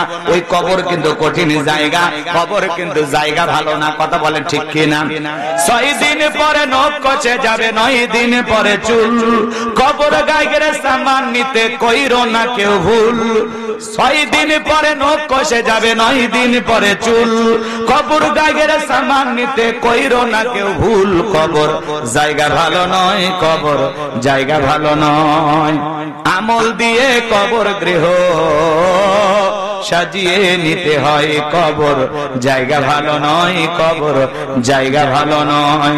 আমল দিয়ে কবর গৃহ সাজিয়ে নিতে হয়। 17 দিনে পেট পেটে শেষ, পোকার খাদ্য হবে, 60 দিন পরে ঘোষ লাগাবে না, কঙ্কাল পরে রবে। 17 দিনে পেট পেটে শেষ, পোকার খাদ্য হবে, 60 দিন পরে গোশ লাগাবে না, কঙ্কাল পরে রবে। 90 দিনে হাড়ে গুলি সব, 90 দিনে হাড়ে গুলি সব আলাদা হয়ে রয়। কবর জায়গা ভালো নয়, কবর জায়গা ভালো নয়। আমল দিয়ে কবর গৃহ সাজিয়ে নিতে হয়, কবর জায়গা ভালো নয়, কবর জায়গা ভালো নয়। আমল দিয়ে কবর গৃহ সাজিয়ে নিতে হয়। নেক আমল করে আল্লাহর প্রিয় গোলাম হয়ে কোরআন সুন্নাহ মোতাবেক দুনিয়ার জীবনটা সাজাইয়া কারা কারা কবরে যেতে চান, 2 হাত তুলে আল্লাহকে একবার দেখান। আল্লাহ পাক আমাদের সবাইকে নেক আমল করার তৌফিক দান করুন। জোরে বলুন আমিন। 5 ওয়াক্ত নামাজ মসজিদে গিয়ে জামাতের সহিত আদায় করব তো ইনশাআল্লাহ। আল্লাহ কবুল করেন। জোরে বলুন আমিন। এদিক খেয়াল করেন, তাহলে জীবনের পরতে পরতে সব জায়গায় রব, কবরের প্রথম প্রশ্ন মার রব্বুকা। এদিক খেয়াল করেন, যারা দুনিয়াতে রবের সাথে সম্পর্ক স্থাপন করেছে, মালিকের সাথে যাদের গভীর প্রেম, গভীর ভালোবাসা, তারা প্রশ্নের উত্তর দিতে পারবে। শোনেন, যারা চাকরি করে তার ভাগ্যে তো বেতন বোনাস ওঠে। কথা কোন ঠিক কিনা? এই দুনিয়াতে আমরা গোলামি করব, এই গোলামির বেতন পুরস্কার হিসাবে পাবো জান্নাত। বলুন সুবহানাল্লাহ। আর বোনাস হিসাবে পাবো মাওলা পাকের দিদার। সুবহানাল্লাহ বলেন। এদিক খেয়াল করেন, তাহলে আল্লাহ তাআলা বলতেছেন ইন্নাল্লাযীনা ক্বালু রাব্বুনাল্লাহ, নিশ্চয়ই যারা বলে আমি তাদের রব। বলেন তো আমাদের রব কে? একটু জোরে জবান খুলে বলেন আমাদের রব কে? একটু অন্যদিকে যাই। এই দুনিয়ার জমিনে আল্লাহ যখন কিছু মানুষকে জিরো থেকে হিরো বানায়, একটু পাওয়ার রাজত্ব ক্ষমতা দেয়, সাওয়ালা থেকে প্রধানমন্ত্রী বানায় কে? কথা কয় না, ভয় পাচ্ছেন? এই দুনিয়ার জমিনে একজনকে আল্লাহ পাক জিরো থেকে হিরো বানাইছিল। এই ক্ষমতার চেয়ারে বসে দাম্ভিকতা অহংকারে বলে আনা রব্বুকুমুল আলা, আমি বড় প্রভু, আমি বড় খোদা। এর নাম ছিল কাবুস। বলকিয়াও বলা হতো। কিপ্তিদের তরফ থেকে স্পেশাল নাম ছিল রামসিস। আর মিশরের বাদশা হওয়ার পরে উপাধি নাম হলো ফেরাউন। কয়েক মিনিট একটু বলবো, রাখছেন কইরেন না, মজা আছে, একটু অপেক্ষা করেন। যুবক একটু খেয়াল করো, এ ছিল ভবঘুরে যুবক, এলাকায় কোনো কাজকর্ম নাই।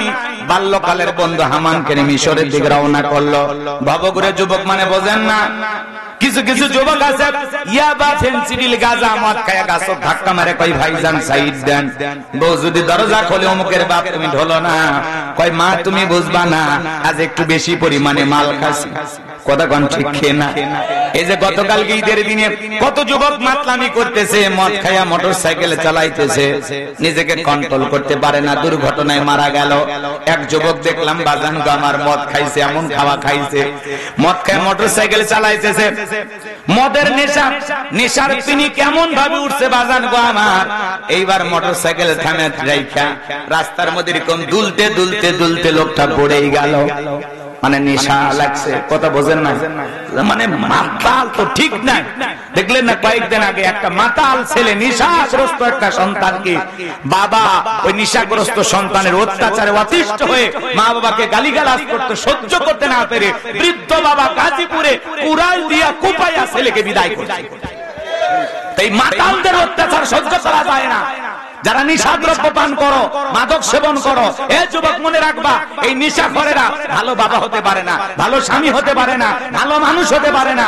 এরা সমাজের সবচাইতে বদনামালা মানুষ। নিশাদ্রব্য পান করো বেটা বেহায়া, শরম লাগে না? নিজের টাকা দিয়ে এগুলো আজেবাজে জিনিস কিনে খাও কেন? আপনাদের এলাকায় অবশ্য এগুলো নাই। অনেক এলাকায় সন্তানেরা ঘরের দরজা বন্ধ করে জিকির করে, ইয়াবা ইয়াবা ইয়াবা ইয়াবা। চিন্তা করে বাবা এটা কিসের জিকির? ট্যাবলেটটা কিসের? জ্বর সর্দি গলা ব্যথা কাশ পায় কিচ্ছু বোঝার দরকার নাই। টাকা দেয় নইলে তোর মাথা ফাটা। পিতা মাতা বাধ্য হয়ে সন্তানকে নিশার টাকা দেয়। কথা বলে ঠিক কিনা?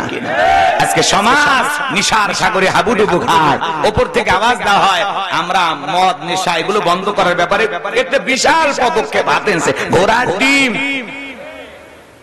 মুখে যা বলে বাস্তবে তা মেলে না। কথা কয় না কেন?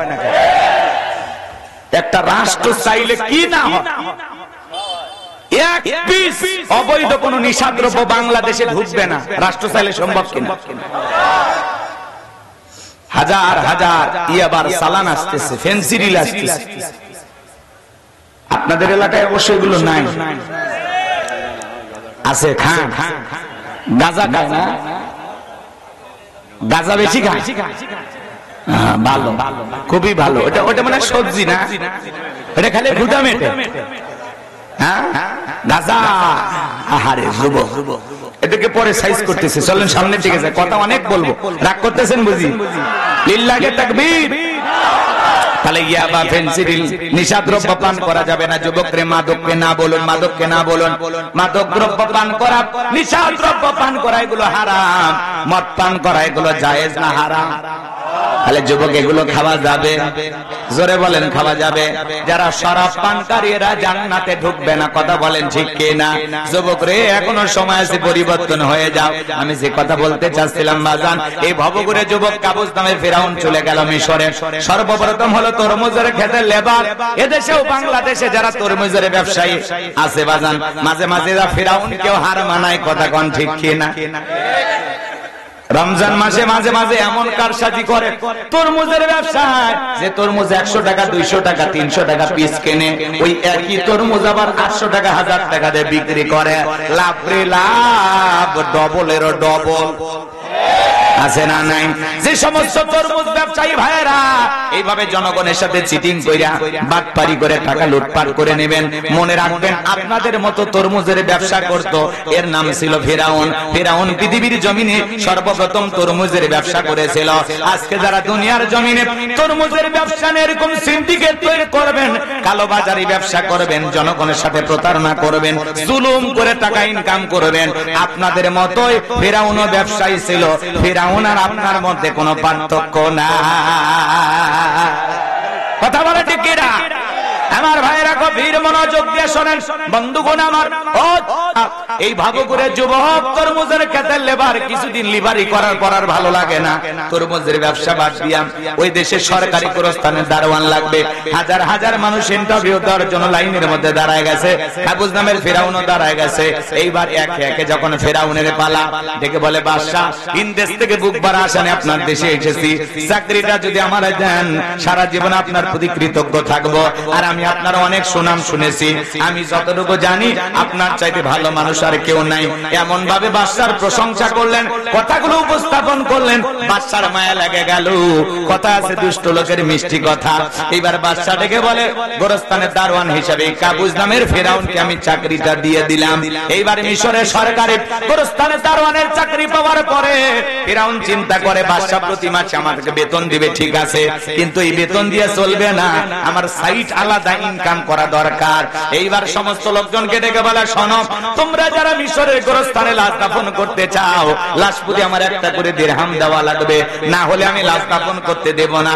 জনগণ চিন্তা করে, একটা দিরহামের জন্য বাদশার দরবারে বিচার নিয়ে চলে যাব, লাশ পয়সা করলে শেষ হয়ে যাবে, অতএব একটা টাকা যদি পায় এই ছেলেটাই পায়। এই কথা ভেবে জনগণ একটা করে দিরহাম দেওয়া শুরু করলো। বাজান গো আমার, আপনারাই বলেন তো, 1 টাকা হলে এইটাও কি ঘুষ? কথা কয় না, বোঝেন বোঝেন। তবে বাংলাদেশে কিন্তু কোনো ঘুষের সিস্টেম নাই। আছে আছে, শোনো এই দেশটার গল্প করি, দেশটা মনে হয় স্বপ্নপুরী, সুদখোর ঘুষখোর মদখোর জুয়াখোর এটাই আছে ভুরি ভুরি, এটাই আছে ভুরি ভুরি। এ দেশে অসৎ কামাই কেউ করে না, তবে ঘুষের টাকা পেলে কেউ তো ছাড়ে না। টেবিলের নিচ দিয়ে হাত বাড়িয়ে কালো টাকাটা নেই সারিয়ে, টেবিলের নিচ দিয়ে হাত বাড়িয়ে কালো টাকাটা নেই সারিয়ে, করছে ওরা বড় দেশের চুরি, করছে ওরা বড় দেশের চুরি। শোনো এই দেশটার গল্প করি। আস্তে ভয় পায় না, দোয়া করবো একটা 60 তাকবীর দেন তো, লিল্লাহি তাকবীর।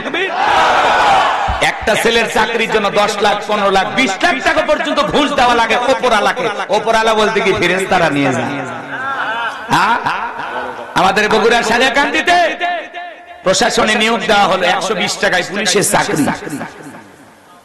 একটা ছোট্ট মেয়ে পুলিশের চাকরি পাইছে, সেই কান্নাকাটি, সেই আবেগ যে এই জামানায় ঘুষ ছাড়া আমার চাকরি হয়েছে। মা বাবা অভাবগ্রস্ত, একটা জয়পুরহাটের একটা ছেলে এতিমখানায় মানুষ হয়েছে, লালন পালন হয়েছে, সেখান থেকে পড়াশোনা কইরা সেও পুলিশে আলহামদুলিল্লাহ চাকরি পাইছে। ছেলেটা প্রশাসনে চাকরি পাওয়ার পরে কান্না করতে করতে অস্থির হয়ে গেছে যে আমার মতো একটা এতিম ছেলে এতিমখানায় লালন পালন হয়েছে, সেই ছেলে প্রশাসনে চাকরি পাইছে।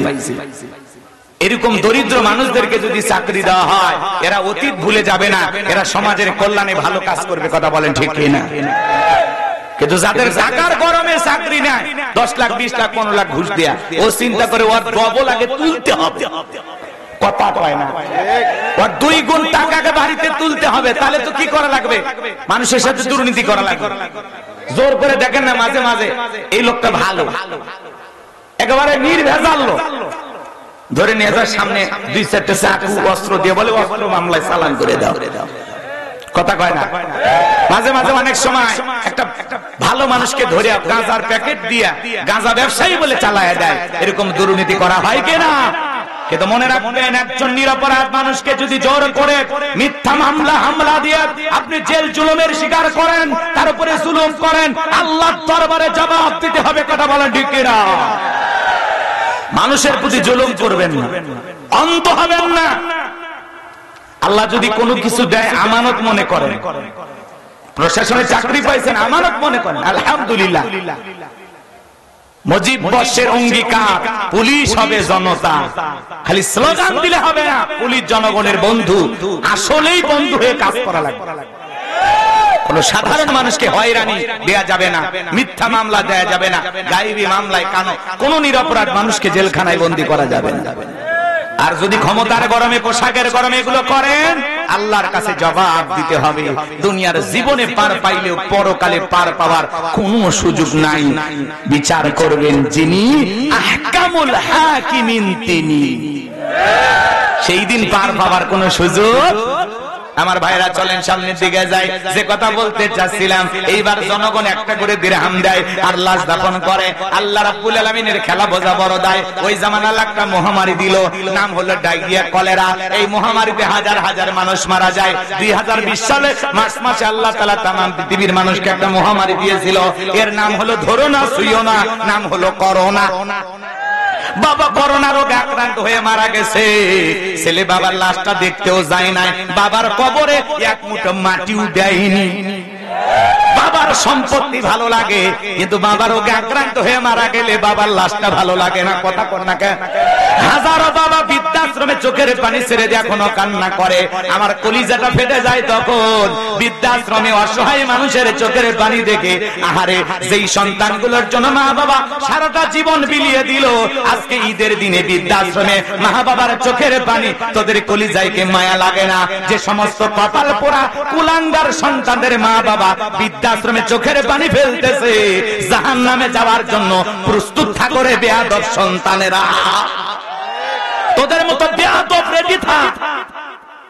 মার চোখের পানি ফেলা, বাবার চোখের পানি ফেলা। পয়সার গরমে মা বাবাকে বোঝা মনে করে বৃদ্ধাশ্রমে পাঠায়া দিয়েছো। কপাল পোড়া রেডি থাক। কথা বলেন না কেন? হুমা জান্নাতুকা ওয়া নারুকা, তোমার পিতা মাতাই তোমার বেহেশত, তোমার পিতা মাতাই তোমার দোজখ। মা বাবা খুশি, আরশের মালিক খুশি। পিতা মাতা বেজার, আরশের মালিক আমার আল্লাহ বেজার। মার খুশিতে আল্লাহ খুশি, বাবার খুশিতে আল্লাহ খুশি। মার বেজারে আল্লাহ বেজার, বাবার বেজারে আল্লাহ বেজার। তাহলে সেই মানুষগুলোকে কষ্ট দিয়ে মালিককে কষ্ট দেওয়া যাবে? কপাল পোড়া। পিতা মাতার এত বড় অবদান কেমনে ভুলে গেলি? বৃদ্ধাশ্রমে ওই সমস্ত অসহায় মানুষের চোখের পানি দেখলে নিজেকে কন্ট্রোল করা যায় না। আরে কত কপাল পোড়া। বৃদ্ধ বয়সে বাবার হাতটা ধরলো না, পিতা মাতার খেদমত করলো না। জীবন দশায় তাদেরকে পাওয়ার পরেও তাদের সেবা করে খেদমত করে নিজের তকদিরে জান্নাতটা লিখে নিতে পারলো না। এর চাইতে বড় কপাল পোড়া আল্লাহর জমিনে আর কেউ হতে পারে? আজকে পিতা মাতার খেদমত উঠে গেছে। কষ্ট হচ্ছে? লাইন এলোমেলো করবো না, চলেন সামনের দিকে যাই। বাজান গো আমার, পিতামাতার খেদমত করবেন, সেবা করবেন, পিতামাতার দোয়া নেবেন, পিতামাতার সুসন্তান হওয়ার চেষ্টা করবেন। তারা শিশুকালে যেমন ভালোবাসা দিয়ে আগলায় রাখছেন, বৃদ্ধকালে তাদেরকে ভালোবেসে আমরা আগলায় রাখবো। কথা কয় না? বিরক্ত হচ্ছেন? 12:30 কিন্তু বাজেনি, বাজলে শেষ করে দেব। বসো বসো বসো বাবা, বসো। তোমরা ভালো ছেলে তো আমি জানি, তোমাদের মা ভালো, তোমাদের বাবা ভালো, ভালো বংশের ছেলে ওরা। এদিক খেয়াল করেন বাজান গো আমার, সামনের দিকে যান, গভীর মনোযোগ দিয়ে কথাগুলো শুনবেন। এই সমাজে আমরা এই মহামারীতে দেখেছিলাম বাজান গো আমার, মায়ের করোনা রোগে আক্রান্ত হয়েছে, বাবা সন্তান মাকে বস্তাবন্দি করে ফেলায় আসছে। কথা বলেন ঠিক কিনা? বন্ধুর করোনা হয়েছে, বন্ধু দেখতে যায় নাই। ভাইয়ের করোনা হয়েছে, ভাই দেখতে যায় নাই। স্বামীর করোনা হয়েছে, স্ত্রী কাছে যায় নাই। স্বামী আলাদা রুমে, স্ত্রী আলাদা রুমে। ঘটেনি এমন ঘটনা বাজান গো আমার? এবার খাবারের প্লেট টেলেট রেডি কইরা লম্বা একটা বাঁশের লাঠি দিয়া ঠেলা দিয়া স্বামীর ঘরের ভিতরে খাবার ঢুকে দিয়েছে। কথা কোন ঠিক কিনা? কয়েকদিন পরে স্বামী যখন সুস্থ হয়েছে, স্ত্রী কাছে নিয়ে বলে, জোসনার বাপ, এ কথা বলে আর ওড়নাটা দিয়া সুন্দর করে মুখটা মোছায়া দেয়, আর দিয়া বলে, জোসনার বাপ, আমি যে তোমারে কত ভালোবাসি, ও সোনালীর বাবা, আমি যে তোমারে কত মহাব্বত করি। তুমি যখন করোনা রোগে আক্রান্ত হয়েছিলে, আল্লাহর কাছে দোয়া করে বলেছিলাম, আল্লাহ আমার হায়াত নিয়া হলেও আমার শেফালির বাপকে তুমি বাঁচায়া রাখো। স্বামী মনে মনে বলে, বিবি রে, আমার এটা কত ভালোবাসি যে আমি তার প্রমাণ পেয়েছি। এক নজর করে দেখার জন্য মনটা ছটফট করেছিল। এই বুঝি দরজা খুলে আমারে ডাক দিবি, এই বুঝি জানালা খুলে আমারে ডাক দিবি। কতদিন চলে গেল, একদিনও আমার সাথে সাক্ষাৎ করলি না। মোবাইলে ছবিটা দেখে অজরে চোখের পানি ছেড়ে দিয়ে কান্না করেছি। তোর ছবিতে আমি কতবার চুমা দিয়েছি। আজকে তুই আমাকে ভালোবাসার গল্প শোনাস, তুই যে আমারে কত ভালোবাসি তার প্রমাণ আমি পেয়েছি। আমি যখন অসুস্থ ছিলাম, আমারে তুই বাঁশ দিয়া খাওয়াইছিস। কথা কোন ঠিক কিনা? এই করোনা মহামারী বুঝে দিয়েছে এই দুনিয়াতে কেউ কারো আপন না। আপনি কার আশায় এত কিছু করতেছেন? চক্ষু দুইটা বন্ধ হলে দুনিয়াতে কেউ কারো আপন না। কথা বলেন না কেন? এখন যদি চোখ দুটা বন্ধ হয়ে যায়, এই দুনিয়াতে কেউ কারো আপন না। আপনি পরিবারের জন্য অনেক কিছু করতেছেন বাজান গো, আপনি মনে করেন আপনি মারা গেলে পরিবার চলবে না, তারা বুঝি অসহায় হয়ে যাবে। ভুল ভাবতেছেন, ভুল ভাবতেছেন। আপনি মারা গেলেও সবকিছু আপন গতিতেই চলবে। এই দুনিয়াতে কারোর জন্য কোনো কিছু অপেক্ষা করে না, বসে থাকে না। কথা বলেন ঠিক কিনা? বরঞ্চ পরিবার এদেরকে প্রাধান্য দিতে গিয়ে আমরা আল্লাহকে ভুলে গেছি। কথা কন ঠিক কিনা? এইজন্য আসুন রবের সাথে সম্পর্ক গভীর কিভাবে করতে হবে গভীর মনোযোগ দিয়ে শুনে যান বাজান গো আমার। ওই মহামারীতে হাজার হাজার মানুষ মারা যায়, গোরস্থানে লাশ দাফন করে, আর ফিরাউনের পকেটে টাকা ওঠে। টাকা পাইতে পাইতে এত টাকার মালিক হয়ে গেল, টাকা রাখার আর জায়গা নাই। বাদশার দরবারে চলে গেল, বাদশাহ আমার কাছে কিছু টাকা পয়সা হয়ে গেছে, এলাকায় যারা গরিব মানুষ আছে খাজনা দিতে পারে না, দুঃখী মানুষ খাইতে পারে না, আমি গোরস্থানে দারোয়ান কাবুস জনগণের খাজনা পরিশোধ করে দিতে চাই। বাদশাহ ডেকে বলে, বাবা এ তো ভালো উদ্যোগ, তোমার মতো ছেলেই তো আমার দরকার। এইবার জনগণকে খবর দেওয়া হলো, গোরস্থানের দারোয়ান তোমাদের খাজনা পরিশোধ করে দেবে। হাজার হাজার গরিব মানুষ লাইন দিয়েছে, ওই গোরস্থানের দারোয়ান ওই ঘুষ খাওয়া টাকাগুলো খাজনা পরিশোধ করে দিল। টাকা কি নেতা? কথা কনে টাকা ওর বাপে, টাকা কা জনগণের, খালি সিস্টেমে দিতেছে। আমাদের গাইবান্ধার আঞ্চলিক ভাষা একটা কথা আছে, মাছের তেল দিয়ে মাছ। কথা বোঝেন নাই বুঝি? চলেন বাজান সামনের দিকে যাই। এইবার সমস্ত জনগণের খাজনা পরিশোধ করে দিল, গরিব মানুষকে টাকা পয়সা দিল। সমস্ত জনগণ ডেকে বলে, হারে রাজ্যের বাদশা যদি এই ব্যক্তি না হয়া গোরস্থানের ছেলেটা হইতো, না জানি আমাদের কপাল খুলে যেত। নির্বাচনের আগে একটু জনসেবামূলক কাজ করার দরকার আছে না নাই? নির্বাচনের আগে নেতার গায়ে পাঞ্জাবি, লম্বা টুপি, কি সুন্দর মুখের মধ্যে দাড়ি, এমন কায়দায় জনগণের সামনে হাজির হয় মানে আসমান থেকে জিবরাইলের খালু নাজিল হয়েছে। কথা বলেন ঠিক কিনা? নির্বাচনের মার্কা থাকে যে কয়দিন, নেতার আনাগোনা সেই কয়দিন। গলিতে গলিতে ওই কয়দিন নেতাদের খুঁজে পাওয়া যায়। রাস্তাঘাটে ভিক্ষুক মহিলাকে ধরে বলে, আপনার চেহারার মাঝে আমি আমার মাকে খুঁজে পাই। কি ডায়লগ দিয়া, কি অভিনয় কইরা জনগণকে পাম্পট্টি দিয়া ভোলাইয়া। কথা কন না কে? সুবিধাবাদ জিন্দাবাদ, ওদেরকে সেনা কঠিন। আর আমরাও কম খারাপ না, 1.5 টাকার বিড়ি আর 5 টাকার চা খাইয়া কি স্লোগান। বল্টু ভাইয়ের চরিত্র ফুলের মতো পবিত্র, নামাজ নামায় ভক্ত, গাঁজা খাই 5 ওয়াক্ত, গুমসুরিতে পাকা ভক্ত, শয়তানের 1 নাম্বার ভক্ত, হুজুরদের জন্য খুবই শক্ত, সুজা খাই গরিবের রক্ত। পোস্টারে লেখা থাকে গরিবের বন্ধু, ভোট দিয়ে দেখেন গরিবের কয় নাম্বার শত্রু। একটা বয়স্ক ভাষার কাট নিতে গেলেও 2-4 হাজার খায়। আছে না? যাই হোক বাজান, বেশি বলবো না, অল্পতে বুঝে নেন। এই সমাজ পরিবর্তন হবে যখন 1 নাম্বার জনগণ আপনি আমি হতে পারবো তখন। আমার এক নানি আছে, নির্বাচনের পরের দিন এলাকায় গেছে, দেখে বলে, নানা দোয়া করিস কেন? কয় এক রাতে 4200 টাকা কামাই। আমি তখন বললাম কেমনে? কয় নির্বাচনের আগে রাত, যেটাকে বলা হয় কালো রাত। দরজা এসে নক করে, নানি বাড়িতে আসিস? বলে হ্যাঁ। বলে 500 টাকা দিলাম, আমি অমুক মার্কার লোক, ভোটটা আমারই দিবি। কয় দেব। যত মার্কার লোক আছে ভাই, কারো মন বেজার করি নাই। 1 দিন 2 দিন পরে কবরে চলে যাব, কার মনে দুঃখ দেব? কথা কয় না? যত মার্কার লোক টাকা দিয়েছে, পরের দিন সকালবেলা কোনে দিকে 4200 টাকা।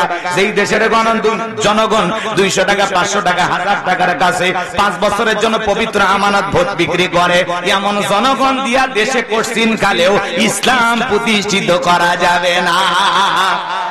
এক পাগল তেঁতুল গাছে নিজে হাত তুলে বলে, আল্লাহ এই তেঁতুল গাছের রাজশাহীর ফজলি আম দে, রংপুরের হাড়িভাঙ্গা দে, লম্বা লম্বা আমরুপালি দে। আল্লাহ বলে, পাগল রে, চোখটা খুলে দেখ কোন গাছের নিচে দোয়া ধরেছিস। তেঁতুল গাছের নিচে দাঁড়াইয়া আম চাইলে যেমন কিয়ামত পর্যন্ত আম পাওয়া যাবে না। নির্বাচনের আগে নেতার কাছ থেকে ঘুষ খাইয়া টাকা নিয়া নেতাকে নির্বাচিত কইরা উমরের মতো নেতা চাইয়া দোয়া করেও লাভ হবে না। আল্লাহ ডেকে বলে, উমরের দেশে থাকার মতো আগে জনগণ হ, তারপরে তো উমরের মতো নেতা ভাবি। কথা কন না?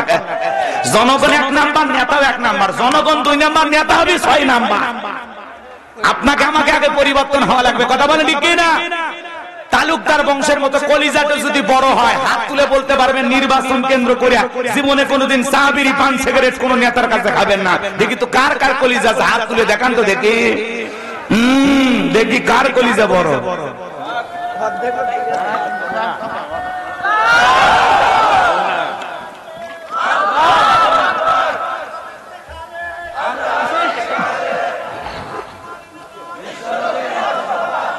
যাই হোক বাজান গো আমার, শোনেন, আমরাই পারি পরিবর্তন, গাছের গোড়া ঠিক মাথা ঠিক, কথা বলেন ঠিক কিনা? আপনি আমি যে কেউটা সমাজ পরিবর্তন হয়ে যাবে। আসুন সব মানুষ হওয়ার চেষ্টা করি, কথা কয় না। অনেকে ভাবতেছেন হুজুর আমরা কি তাহলে অসৎ? না ভাই, বলি নাই, আমরা ভালো হলে সব ঠিক হয়ে যাবে ইনশাআল্লাহ। আমরা ভালো হতে চাই, আল্লাহ কবুল করেন, জোরে বলেন আমিন। চলেন বাজান সামনের দিকে যাই। এইবার মিশরের মন্ত্রী মারা গেল, নির্বাচন শুরু হয়ে গেল। আগে তো জনগণের মন কাইরা নিয়েছে, এইবার সমস্ত জনগণ সমর্থন দিয়া ওই কাবুজ নামের ফিরাউনকে মিশরের মন্ত্রী বানায় দিল। আল্লাহর খেলা বোঝা বড় দায়। ওই দেশের যিনি বাদশা ছিল, বার্ধক্যজনিত কারণে অল্প সময়ের ব্যবধানে বাদশা মারা গেল। এইবার ফিরাউন জনগণকে ডেকে বলে, শোনো, বাদশা মারা গেছে, বাদশা ছাড়া একটা দেশ চলতে পারে না, তোমরাই বলো মিশরের বাদশা হবে কে? সমস্ত জনগণ ডেকে বলে, আপনার চরিত্র আগে জানা হয়ে গেছে, আপনি যদি মিশরের বাদশা হয়ে যান আমাদের কোনো আপত্তি নাই। এইবার জনগণের সমর্থন পাইয়া মিশরের বাদশা হয়ে গেল, কথা বলেন নাই? জনগণ নেতাদের সমর্থন পাইয়া কাবুস নামের ফিরাউন যখন মিশরের বাদশাহীর সিংহাসনে বসে গেল, হামানকে ডেকে বলে, হামান, আজ থেকে তুই হবি আমার মন্ত্রী আর আমি হব বাদশা, দুইজন মিলে সুন্দর করে মিশর পরিচালনা করব। এই হামানের মাথায় কোনো চুল ছিল না, টাকওয়ালা, টাকো হামান, সাথে মান নাই বাম পাল্লট, পুরো মাথা ছিল ভারতের দমদম এয়ারপোর্ট। এইবার ক্ষমতার চেয়ারে বসার পর ফিরাউন রাতের পর রাত চলে যায়, ঘুম আসে না, আশেপাশে স্বপ্ন দেখে ঘুম থেকে লাফা ওঠে। নেতার চোখে কোনো ঘুম নাই, ক্ষমতা পাইছে ঠিকই, চোখে কি নাই, কথা বোঝেন নাই মনে হয়? ঘুম কার দেওয়া নিয়ামত, কথা কন না কেন? ধনী কয়েকটা ট্যাবলেট খায় ঘুমায়, রাতে 2টার দিকে ওইটা সিসি ক্যামেরার ফুটেজ তালাশ করে, কেউ ঢুকছে নাকি কোপানের জন্য। জুলুম করছে যে, বোঝে ওর প্রত্যেকটা টাইসে ইটে খালি জুলুমের গন্ধ, মানুষের রক্ত চুষে কোটিপতি হয়েছে, কথা কয় না? ভয় করে, সিসি ক্যামেরায় রাত 2টার দিকে দেখে। আর গরিব আলু ভর্তা খাইয়া ভোগ করলো না, এমন ঘুম পারে মাঝে মাঝে ফজরে টের পায় না, কথা কন ঠিক কিনা? ঘুম কার দেয়া নিয়ামত? গরিবের 2টা জিনিস স্পেশাল, একটা হলো ঘুম আর একটা খাওয়ার রুচি। ধনীর সামনে 1000 রকমের খাবার কাটি, চর্বি বেশি, গরুর গোশত খাই নিষেধ আছে।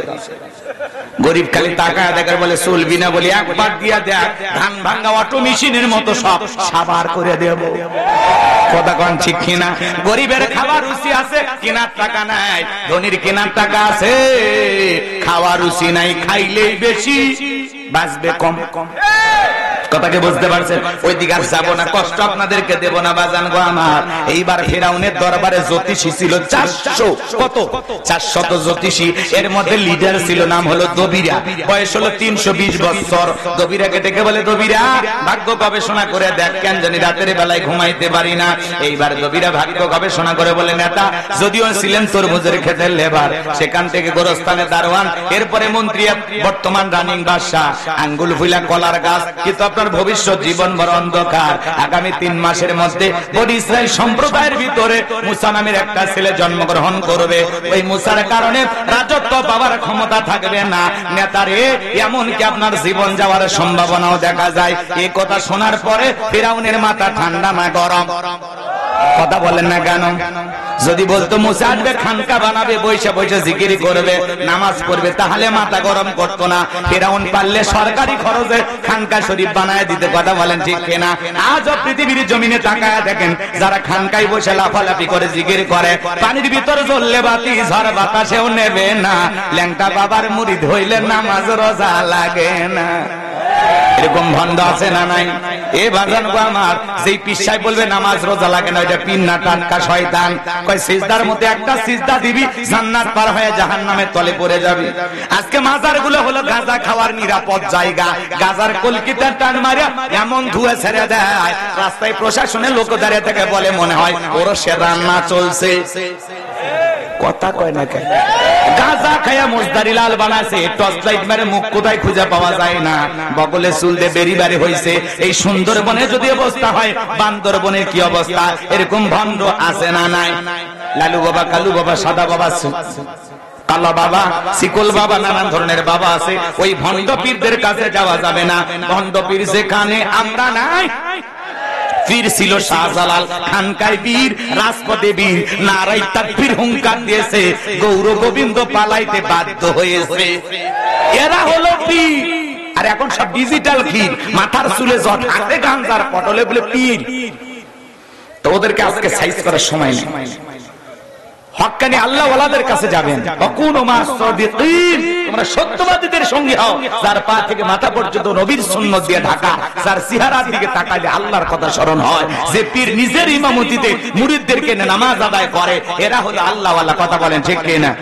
চলেন সামনের দিকে যাই বাজান গো আমার। আজকেও যারা খানকায় বসে আছে ওদেরকে টার্গেট করা হয় না, যারা কোরআনের হক কথা বলে, কোরআনের সমাজ কায়েম করার কথা বলে, আল্লাহর দ্বীন বিজয়ের কথা বলে, ওদেরকে টার্গেট করে করে ভিতরে ঢোকানো হয়।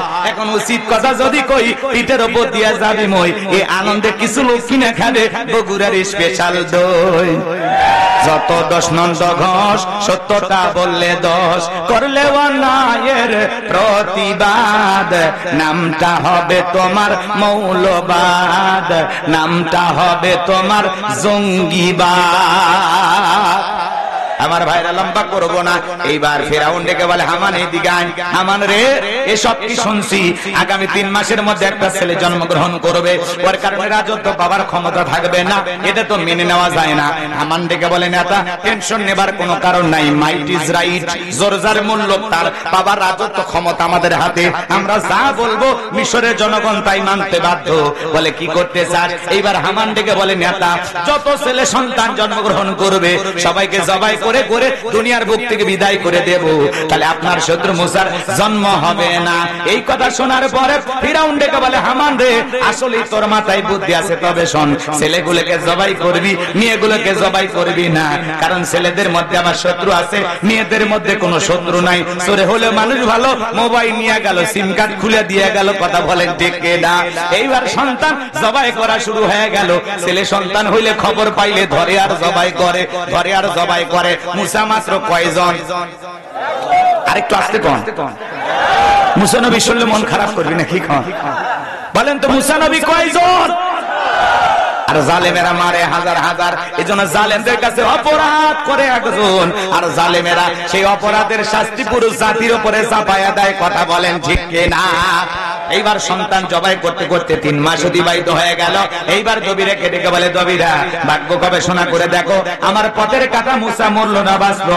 এইবার দবিরা গবেষণা করে বলে, নেতা যদিও বনি ইসরাইল মায়ের বুক খালি কইরা হাজার হাজার সন্তান জবাই করেছেন, 3টা বর্ণনা পাওয়া যায়। কেউ বলেছেন 20,000, কেউ বলেছেন 24,000, কেউ বলেছেন 80,000। হাজার হাজার সন্তানকে হত্যা করে দুনিয়ার জমিন থেকে বিদায় করে দিয়েছেন, কিন্তু আপনার পথের কাটা মুসা এখনো মরে নাই, মরে নাই, মায়ের কোলে জীবিত আছে, সুস্থ আছে, কিন্তু কোথায় আছে, কোন বাড়িতে আছে, এইটা বলার ক্ষমতা আমাদের নাই। বলেন আল্লাহু আকবার।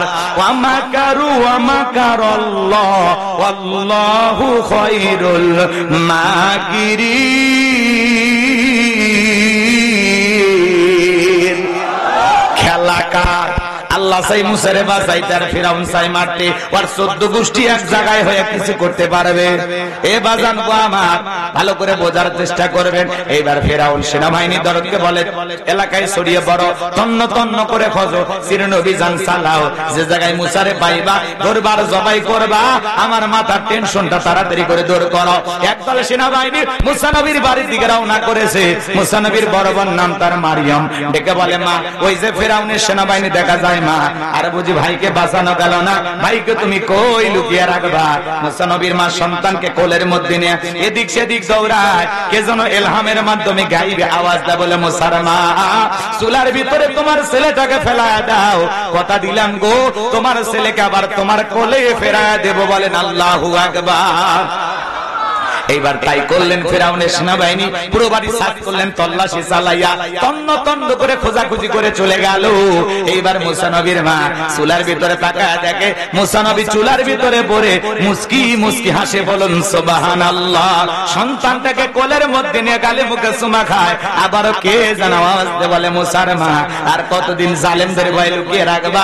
সিন্ধুক একটা বানায়া দরিয়ার বুকে ভাসায়া দাও, কথা দিলাম গো, তোমার ছেলেকে আবার তোমার কোলে ফেরা দেব। বলেন আল্লাহু আকবার। ভোরবেলা কে যেন ডেকে বলে মা মিস্ত্রি লাগবে, আমি একজন মিস্ত্রি। মুসা নবীর মা ডেকে বলে মিস্ত্রি দিকে আসো। জীবনে কোনোদিন মিস্ত্রি বলে কেউ ডাক দিল না, তুমি কিসের মিস্ত্রি, কি বানাইতে পারো? মিস্ত্রি ডেকে বলে মা আপনি যদি মনে করেন এমন একটা সিন্ধুক আপনার দরকার, যে সিন্ধুকের ভিতরে আপনার সন্তানকে তুলে দরিয়ার বুকে ভাসায় দিবেন, আপনি চাইলে আমি এরকম একটা সিন্ধুক বানাই দিতে পারে। মুসা নবীর মা ডেকে বলে মিস্ত্রি তুমি তোমার মনের কথা বলেছো, এইরকম একটা সিন্ধুকই তো আমার দরকার। মিস্ত্রি বলে মা ভিতরে একটু পানি নিয়ে আসেন, যন্ত্রপাতি আছে, ধার দেবার জন্য পানি লাগতে পারে, এবার না হলেও চলবে। মুসা নবীর মা ভিতর থেকে পানি নিয়ে এসে দেখে মিস্ত্রি সুন্দর একটা সিন্ধুক বানাইয়া দাঁড়িয়ে আছে। এবার বাজান গো আমার সিন্ধুকটা হাতের মধ্যে দিয়ে মিস্ত্রি শুধু দৌড়ায়, পিছন থেকে ডাইকা বলে মিস্ত্রি লোহার পয়সাকে নিবা না, কাঠের পয়সাকে নিবা না, তোমার পারিশ্রমিকের দামটা কি নিবা না? মিস্ত্রি ডেকে বলে মা যারা বিপদে পড়ে আমি তাদের উপকার করি, বিনিময়ে টাকা পয়সা গ্রহণ করি না। এই কথা শোনার পরে মুসা নবীর মা ডেকে বলে মিস্ত্রি লোহার পয়সাও নিবা না, কাঠের পয়সা নিবা না, পারিশ্রমিকের দামটাও নিলা না, এই বিপদের দিনে এত বড় উপকার করলাম, তোমার নামটা বলে যাও, মাঝে মাঝে তোমার কথা মনে হলে আল্লাহর কাছে দোয়া করব।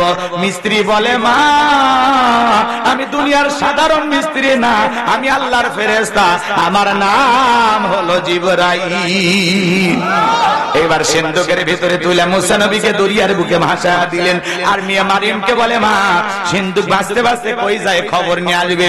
এইবার সিন্ধুক ভাসতে ভাসতে চলে গেল ফিরাউনের ঘাটে। ওই দিন বিকেল বেলা ফিরাউন তার প্রিয়তমা স্ত্রী আসিয়াকে নিয়ে আসছে সমুদ্রের সৈকতে হাওয়া খাইতে। মাঝে মাঝে যখন আপনি ঘোরাফেরা করতে যাবেন একটু বিবিকেও সাথে নিয়ে যাবেন, হালাল বিনোদন করতে বাধা নাই। মাঝে মাঝে বউকে নিয়ে কক্সবাজার যাবেন, পিকনিক স্পট গুলোতে যাবেন, মাঝে মাঝে বিবিকে নিয়ে একটু ঘোরাফেরা করে সময় দেবেন। কথা কয় না? কিভাবে যাবেন? বোরকা ছাড়া, পর্দা করে, ফরজ পর্দা নাই না, আপনি বউকে নিয়ে যান, যান কক্সবাজারে চলে যান বোরকা পরিয়া। সন্ধ্যাবেলায় দাঁড়ায় বলেন ও প্রিয়তমা স্ত্রী তাকায় দেখো কি সুন্দর সমুদ্রের ঢেউ, পাশে দাঁড়িয়ে আছে আমার সোনা বউ, জানবে না তো কেউ, বউ খুশি হয়ে যাবে। কথা বলেন ঠিক কি? মাঝে মাঝে বিনোদন করবেন। কথা কি বুঝতে পারছেন? হুজুর গেছে সেই খবর নেবেন, বাপ রে বাপ আমার পার্সোনাল কথা আপনাকে বলা লাগবে না। আচ্ছা কষ্ট হচ্ছে আপনাদের, আপনাদের উৎসাহ দিচ্ছে আমি গেছি কিনা সেটাকে আমি বলবো। কিছু কিছু যুবক দেখেন না বৌসল নিয়ে একটু ঘুরতে গেছে, ফেসবুকে ছবি দিয়ে বলে প্রিয় তোমার সাথে প্রথম দিন আছে না, একটু মার আছে বইয়ের ছবি ফেসবুকে দেখ। এটা হলো ছোট লোক, এর রুচিতে সমস্যা, এর রুচি আর হিরো আলমের রুচির মধ্যে কোনো পার্থক্য নাই। কথা কয় না? যেমন গান না পারলেও শিল্পী, নাচ না পারলেও, বুঝেন না, নির্বাচনে জিততে না পারলেও নেতা হওয়ার চেষ্টা করে, হিরোর মতো চেহারা না হলেও একটু নায়ক হওয়ার চেষ্টা করে, আছে না? তো যুবক খবরদার বইয়ের ছবি ফেসবুকে দেবেন, ঠিক আছে? তো কষ্ট হয়, মন খারাপ করেছেন করতে পারেন, আমার আপত্তি নাই। বউকে নিয়ে মাঝে মাঝে ঘুরবেন, একটু সময় দেবেন, হালাল বিনোদন করতে বাধা নাই। আমি কি বলেছি বউকে নিয়ে কক্সবাজারে চলে যায় হাফ প্যান্ট পরে গোসল করেন তাহলে গুনাহ হবে? কথা কয় না? ফরজ পর্দা মাইনে আপনি যাবেন। এই যে গতকালকে ঢাকা চিড়িয়াখানায় একটা ছোট্ট বাচ্চা হাতির আক্রমণে মারাই গেছে। কথা কয় না? দেখেননি? দেখছেন আপনারা, নিউজে প্রচার হয়ে গেছে। চিড়িয়াখানায় ঘুরতে গেছে, হাতির কাছে যখন ওই সন্তানটা চলে গেছে, হাতি তুলে এমন ভাবে একটা আছাড় মারছে, আঘাত করেছে, ছেলেটা মারা গেছে। বাজান গো আমার, এই জন্য চিড়িয়াখানায় ঘুরতে গেলে সাবধান। বানরকে কলা খাওয়াচ্ছেন, বলা যায় আপনার হাতে কামড় মারতে পারে, আছে না? বেশি বাড়াবাড়ি করা ভালো না, যা করবেন সীমাবদ্ধতার মধ্যে থেকে করবেন। আল্লাহ সঠিক বোঝ দান করুন, জোরে বলুন আমিন। আরেকটু জোরে বলেন আমিন। সামনের দিকে যাই বাজান গো আমার, যে কথা বলতে চাচ্ছিলাম, এইবার সিন্ধুকটা সেনা বাহিনীর দল তুইলা নেতার সামনে নিয়ে গেছে। ফিরাউন ডেকে বলে সিন্ধুকটা খোলো তো দেখি। এইবার সিন্ধুকটা যখন খোলা হলো, সবাই তাকায় দেখে সিন্ধুকের ভিতরে মনে হয় আকাশের পূর্ণিমার চাঁদ উদয় হয়েছে। এইবার বাজান গো আমার সিন্দুকটা যখন খোলা হলো মুসা নবীর সুন্দর চেহারা দেখার পরে ফিরাউন ডেকে বলে তরবারি আন জবাই কর। এইটা মুসা। আসিয়া বলে থামো, খালি মারা শিখছো, এতগুলো মারলা তাও কি শান্তি পাইলা না? স্বামী গো, আগে এই ছেলেটাকে মারার আগে তোমার কাছে একটা প্রশ্ন করি, এই ছেলেটাকে আমাদের পালক পুত্র হিসেবে আমি লালন পালন করতে চাই। কথা বোঝেন না? কথা আছে যেখানে বাঘের ভয় সেখানে রাত হয়। ফিরাউন রাজি হয়ে গেল, ঠিক আছে যা, ছেলে হিসেবে পালতে দিলাম। মনে মনে ভাবতেছে বিবি একটা ছেলেকে পালতে চায়, এই বায়না করেছে।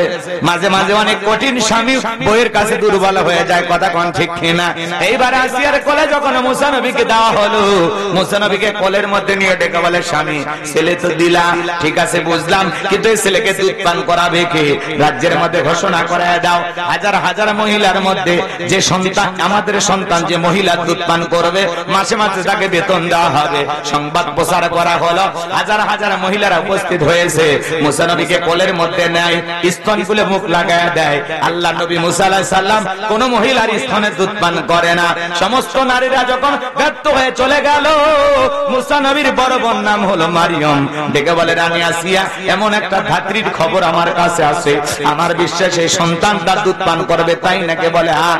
এইবার দুইজন লোককে পাঠায়া দিয়া মুসা নবীর মাকে ফিরাউনের দরবারে নিয়ে আসার পর সন্তানটাকে কোলের মধ্যে নিয়ে মুসা নবীর মা যখন স্তন খুলে মুখ লাগায়া দিয়েছে, মুসা নবী মায়ের স্তনে দুধ খাওয়া শুরু করে দিয়েছেন। বলেন সুবহানাল্লাহ। নবীদেরকে শিশুকাল থেকে জ্ঞানী বানিয়েছেন তিনি কে? আসিয়া বলে আপনার বেতন ডাবল থাকার কোয়ার্টার ফ্রি, আপনি আমার ছেলেটাকে দুধ পান করাবেন। মুসা নবীর মা ডেকে বলে রানী আসিয়া, সন্তানকে যদি দুধ পান করাতে চান আপনার বাড়িতে নয়, সন্তান থাকবে আমার বাড়িতে। বলে আমার কোনো আপত্তি নাই। মুসা নবীর মা পৃথিবীর প্রথম মা যে মাতার আপন ছেলেকে দুধ পান করানোর বিনিময়ে মাসে মাসে বেতন পেয়েছিল। বলেন মারহাবা। এইবার দুধ পান করানো শেষ হয়ে গেল, মুসা নবী চলাফেরা বয়সে উপনীত হয়েছে। আসিয়া একদিন সন্তানটাকে কোলের মধ্যে নিয়ে ফিরাউনের কোলে দিয়া বলে ছেলেটাকে কোলে নাও, মানুষ দেখলে মনে করবে ছেলে তোমার না, ধরো একটু কোলে নাও। মাঝে মাঝে দেখবেন মা বোনেরা বিরক্ত হয়ে গেলে ছেলেটাকে কোলে দেয় আর বলে সামলা সামলা, বাপের কিচ্ছু ছাড়েনি, বাপও যেমন খারাপ হইছে একটা তেমনি খারাপ। আছে না? আছে না? সন্তান বিরক্ত হইলে মা বাবা বাবার কোলে দিয়ে মারা গান্বিত হয়ে বলে সামলা, বাপও হারামি, ছেলে হইছে ডবল হারামি। ছেলে যদি খারাপ হয় সব দোষ বাপের, কথা কয় না? আর যদি ভালো হয় কয় মা যে ভালো, ভালো হলে সব গুণ মায়ের, আর খারাপ হলে সব বদনাম দোষ বাপের। কথা কোন ঠিক কি না? আপনাদের এলাকার মহিলারা ভালো, এরাও এগুলো বলেন, এগুলো সব জান্নাত থেকে পালিয়ে আসছে। রাগ করেছেন বুঝি? দোয়া করে ভালো ভাই, 12:30 বেজে গেছে। হ্যাঁ চলবে? লিল্লাহি তাকবীর। এই আর কয়েক মিনিট দিলে শেষ। ফিরাউনের যেহেতু শুরু করেছি, ফাইনাল খেলা খেলে মারিয়ে জায়গা মতো ছুঁয়ে যাওয়া লাগবে। কথা কয় না কেন? ফিরাউনের শেষ নাই, চলেন সাইজ করে যায়। অক্সিজেনটা ছুঁয়ে গেলে বাড়িতে ঘুম হবে? একটু থামেন, ফাইনাল খেলা হয়ে যাবে আজকে। লিল্লাহি তাকবীর। বাজান গো আমার গভীর মনোযোগ দিয়ে শুনবেন, আমি লম্বা করব না, সংক্ষিপ্ত করে বলে দিয়ে যাচ্ছি। এইবার মুসা নবীর সুন্দর চেহারা দেখা ফিরাউনের একটু মায়া লাগছে, সুমা খাওয়ার নিয়তে ঠোঁট দুটা বাড়াইছে। আমার ভাইরা ওই কচি হাতে এমন একটা থাপ্পড় গালের মধ্যে লাগায়া দিয়েছে, ফিরাউন চিৎকার মেরে উঠছে। আশেপাশে লোকজন দৌড়ে আসে, বলে নেতা এত জোরে চিৎকার মেলেন, ব্যাপারটা কি? ছেলে যে থাপ্পড় মারছে এ কথা জনগণকে বললে কি ইজ্জত থাকে? তখন বলে আমার বাড়ি আমি চিল্লাইছি, আমি তোদেরকে কি ডাকছি? যা, চোখের সামনে থেকে তোরা সরে যা। ওরা যাওয়ার পরে বিবিকে ডেকে বলে আসিয়া রে আয়, এ আসিয়া তাড়াতাড়ি আয়, তাড়াতাড়ি করে আমার কাছে আয়। কি হয়েছে? বলে ছেলে মুসা ছাড়া কেউ না, তরবারি দে সবাই করি, পথের শত্রুটা দূর করি। আসিয়া বলে ছেলে কি করেছে? বলে ছেলে আমার গালে থাপ্পড় মেরেছে। আসিয়া বলে ঢং করা জায়গা পাও না, এই ছোট মানুষ কোনদিন তোমার গালে থাপ্পড় মারতে পারে? ফিরাউন ডেকে বলে বিবি রে কেমনে তোরে বুঝাবো, গাল তো তোর ছিল না, গাল ছিল আমার। মজা কি আমি টের পাইছি, আর থাপ্পড়ে ওজন বুঝা দেয়, এই ভবিষ্যতে মুসা হবে। বলেন মারহাবা।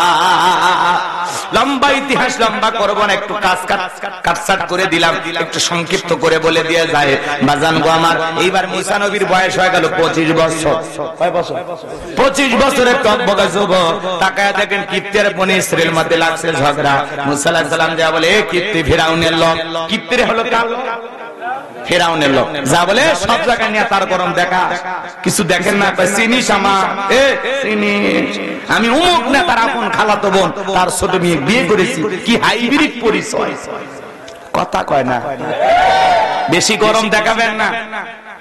আল্লাহ যদি পেছনের দরজা একবার ঢিল করে দেয় আর কয়েকবার যদি বমি হয়, দাঁড়ায় থাকতে পারবেন না। ঝিনাইদহ সদর হাসপাতালে ভর্তি হওয়া লাগে। দুপুরবেলা স্ত্রী দেখতে গেছে, সেলিমের বাপ তোমার শরীরের কি অবস্থা? কয় মা তুমি দোয়া করো। বড় ছেলে দেখতে গেছে, আব্বা শরীরের কি অবস্থা? কয় ভাই তোমাকে চিনতে পারলাম না। আল্লাহ যদি বেকায়দায় ফেলে বউ বাচ্চাকে চিনার টাইম দিবি না। কথা কোন ঠিক কিনা?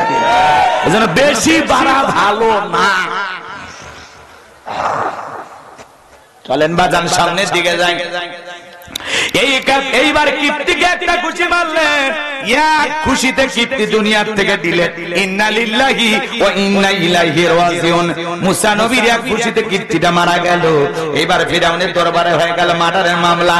আল্লাহ ডেকে বলে, মুসা রে আর থাকা যাবে না, মাদাইনের দিকে রওনা করো।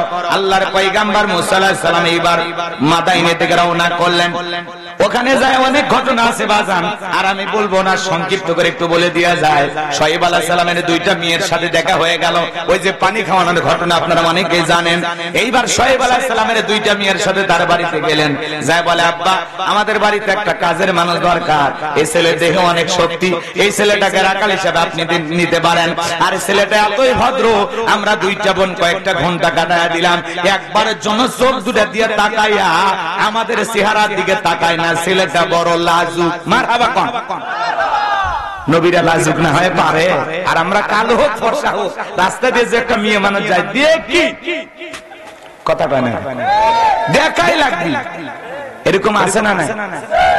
চোখকে হেফাজত করেন, কন্ট্রোল করেন। আল্লাহ বোঝার তৌফিক দান করুন। জোরে বলেন আমিন।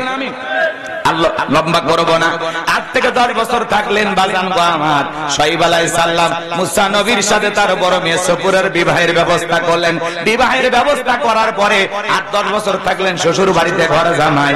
এলাকায় যদি কেউ ঘর জামাই থাকে বুঝবেন নবী মুসা আলাইহিস সালামের সুন্নাত পালন করতেছে, অবহেলা করার কোনো সুযোগ নাই। 8-10 বছর পরে আল্লাহ ডেকে বলে, মুসা আর কতদিন থাকবে শ্বশুর বাড়ি মধুর হারি? এইবার ঘাটতি গুট্টি গোছাও, স্ত্রীকে সঙ্গে নাও, মিশরের দিকে রওনা করো। আল্লাহর পয়গম্বর শ্বশুরের দেওলাটি নিয়ে স্ত্রীকে সঙ্গে নিয়া টানটকলা গাট্টি গুষ্টি সব গোছাইয়া পয়গম্বর যখন তুর পর্বতে গেলেন। এখানে কিছু ঘটনা আছে, আমি আর বাড়াতে চাই না। আল্লাহ পাক তখন তুর পর্বতে মুসা আলাইহিস সালামকে নবুয়ত দান করে আমার আল্লাহ বলেন, ওয়া মা তিলকা বিয়ামিনিকা ইয়া মুসা। আল্লাহ ডেকে বলে, মুসা রে তোমার ডান হাতে ওটা কি? আল্লাহর পয়গম্বর জবাব দিয়ে বলেন, ক্বালা হিয়া আসায়া আতাওয়াক্কাউ আলাইহা ওয়া আহুশু বিহা আলা গনামি ওয়া লিয়া ফিহা মাআরিব উখরা। ডেকে বলেন, আল্লাহ আমার হাতেই লাঠি, এইটার উপর ভর দিয়ে চলি, ছাগলের জন্য পাতা বাড়ি ইত্যাদি ইত্যাদি অনেক অনেক কাজ করি। আল্লাহ ডেকে বলে, মুসা রে প্রশ্ন করলাম একটা, জবাব দাও যে একটা কারণটি কি? মুসা নবী কথা বলে কার সাথে? আল্লাহর সাথে কথা বলতে মজা আছে না? না। এ যুবক, একটা মেয়ে যদি ভুল করে রং নাম্বারে মিস কল দেয়, তুমি পাগল হয়ে যাও। মহিলার কণ্ঠ পাইলে 17টা সিম কার্ড পরিবর্তন করে হলেও মহিলাটাকে কল দাও। এটা ডেকে বলে, ভাইয়া সরি, আমার ভাইকে কল দিতে গিয়ে আপনাকে কল দিয়ে ভুল করে ফেলেছি, আমাকে আপনি মাফ করে দেন। ডেকে বলে, কেন নিভানো এখন জ্বালাইলি? এখন ভালোবাসা দিবি কিনা বল, করবি না কোনো সল? রাত 3:30টার দিকে এক মহিলা আমারে ফোন দিয়ে বলে, হ্যালো তুমি কে? সোহেল। আমি বললাম, না হুজুর মানুষ। ঢং করো না, রাত চলে গেলে আফসোস করবা। ও কি তাহাজ্জুদ পড়ার জন্য ডাকতেছে? একটা মহিলার কণ্ঠ পাইলে তুমি আমি পাগল হয়ে যাই। যুবকরে সারা রাত ইউটিউব ইন্টারনেট ঘাটাঘাটি করে, ইমো মেসেঞ্জারে বান্ধবীর সাথে কথা বলার জন্য পাগল পারা হয়ে যায়। কথা কয় না কেন? এই বসো বসো। যুবকেরা এরকম মোবাইল আছে না? না। তুমি যার লাগিয়া এমবি ভর তার তো বাটন ফোন, তুমি যার লাগিয়া এমবি ভর তার তো বাটন ফোন। কেমন করে বুঝবে রে সে, কেমন করে বুঝবে রে সে ডিজিটাল তোর মন, তুমি যার লাগিয়া এমবি ভর তার তো বাটন ফোন। কথা কয় না, বলবো না?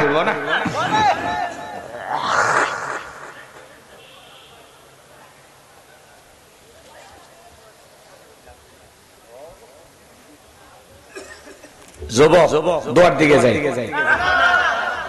তোমার ঘুম ভাঙিচ্ছে না, বলবো লিল্লাহি তাকবীর।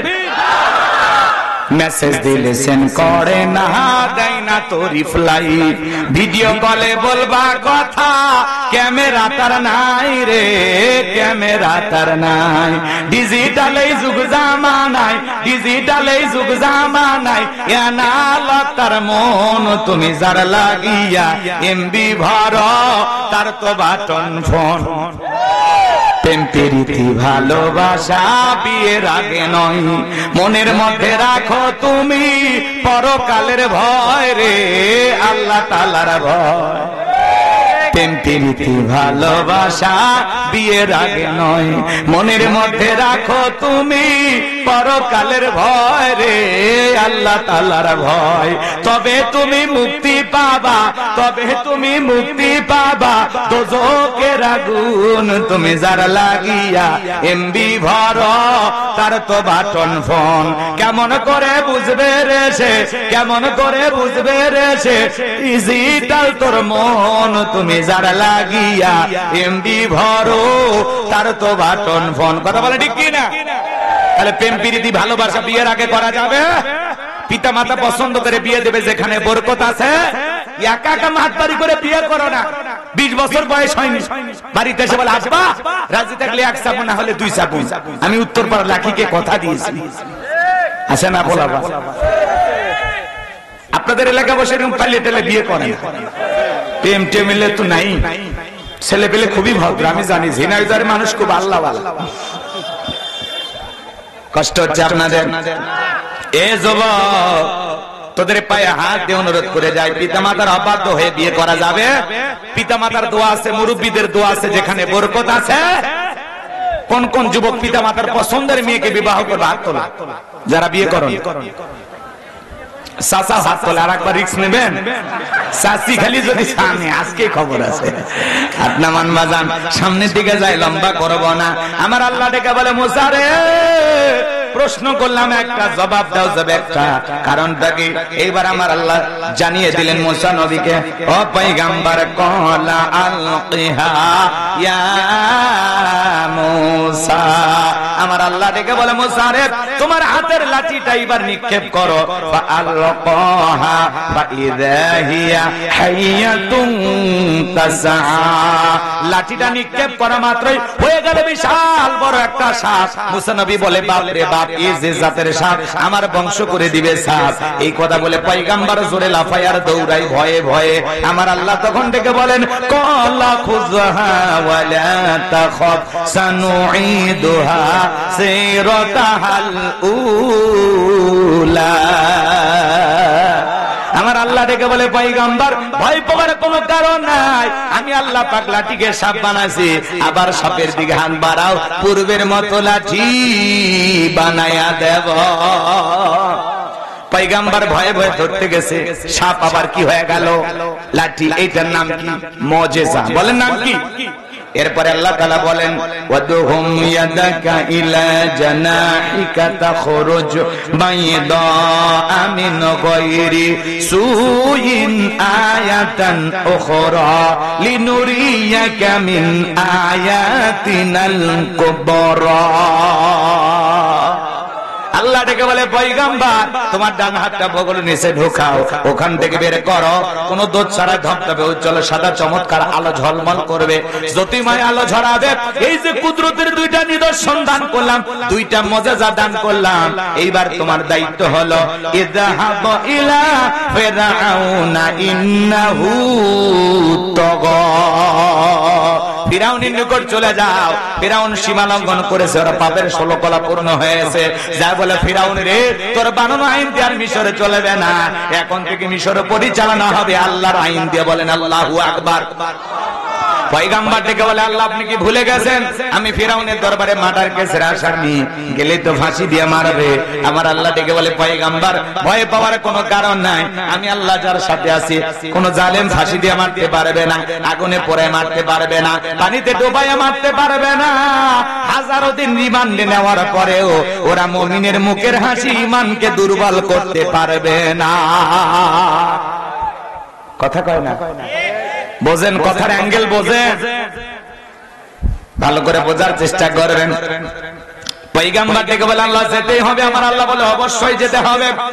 এইবার নবী মুসা আলাইহিস সালাম আল্লাহর কাছে দোয়া করে বলেন, قال رب اشرح لي صدري ويسر لي أمري واحلل عقدة من لساني يفقهوا قولي واجعل لي وزيرا من أهلي هارون أخي।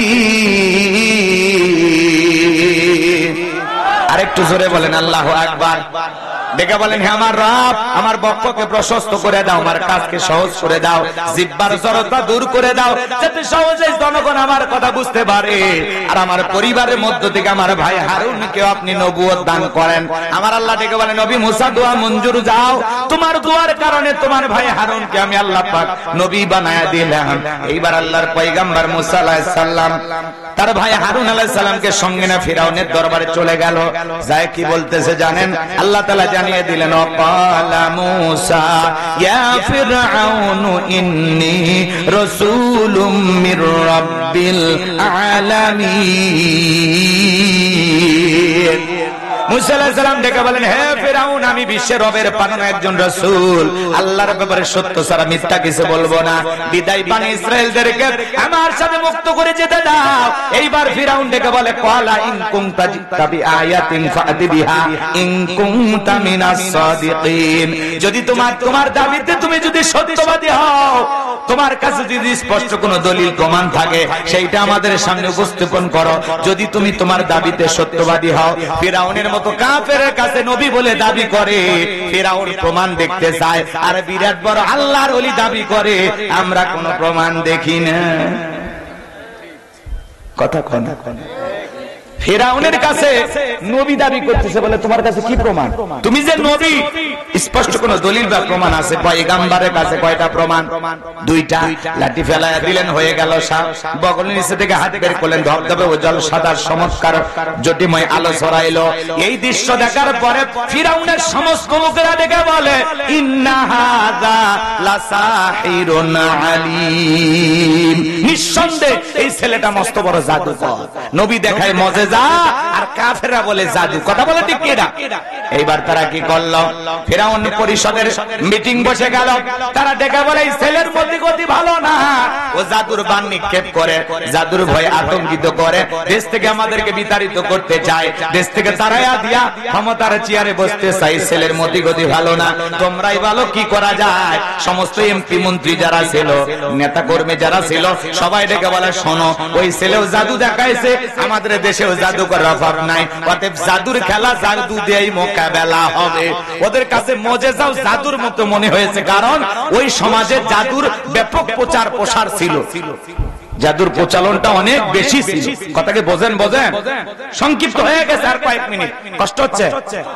বিরক্ত হইছেন? একটা তাকবীর দেন, লিল্লাহিল তাকবীর। এইবার শোনেন বাজান গো আমার, তখন তারা কি করলো? ইয়া তু বিকুল্লি সাহিরিন আলীম। শহর বন্দর থেকে তারা দক্ষ জাদুকর ফিরাউনের নিকট উপস্থিত করলো। সমস্ত জাদুকর ফিরাউনের নিকট উপস্থিত হওয়ার পরে ডেকে বলেন, নেতা, আমরা যদি আপনার শত্রু মুসাকে পরাজিত করতে পারি, আমাদের পুরস্কারটা কি, বেনিফিটটা কি, লাভটা কি? খেলার মাঠে নামার আগে জানার দরকার আছে না নাই পুরস্কার কি থাকছে? জানার দরকার আছে না নাই যে আমরা যে আপনার শত্রু মুসাকে পরাজিত করব, আপনি আমাদেরকে কি দেবেন? ফিরাউন তখন ঘোষণা করলো, ক্বালা নাআম ওয়া ইন্নাকুম লামিনাল মুকাররাবিন।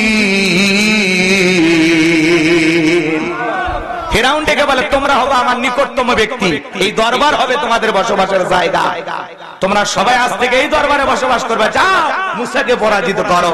যারা রাস্তাঘাটে জাদুর খেলা দেখায় এরা যদি রাজপ্রাসাদ পায় আর কিছু লাগে? কোন নেতা যদি বলে তুমি আমার লোক, যা খুশি তাই করো, তাহলে নেতার কথায় রাতকে দিন করা যায়, নিরপরাধ মানুষকে ফাঁসিতে ঝুলানো যায়, ক্রস ফায়ার দেওয়া যায়। কথা বলে ঠিক কিনা? যেহেতু তুমি কার লোক, নেতার লোক, আর নেতা বলেছে তুমি আমার লোক।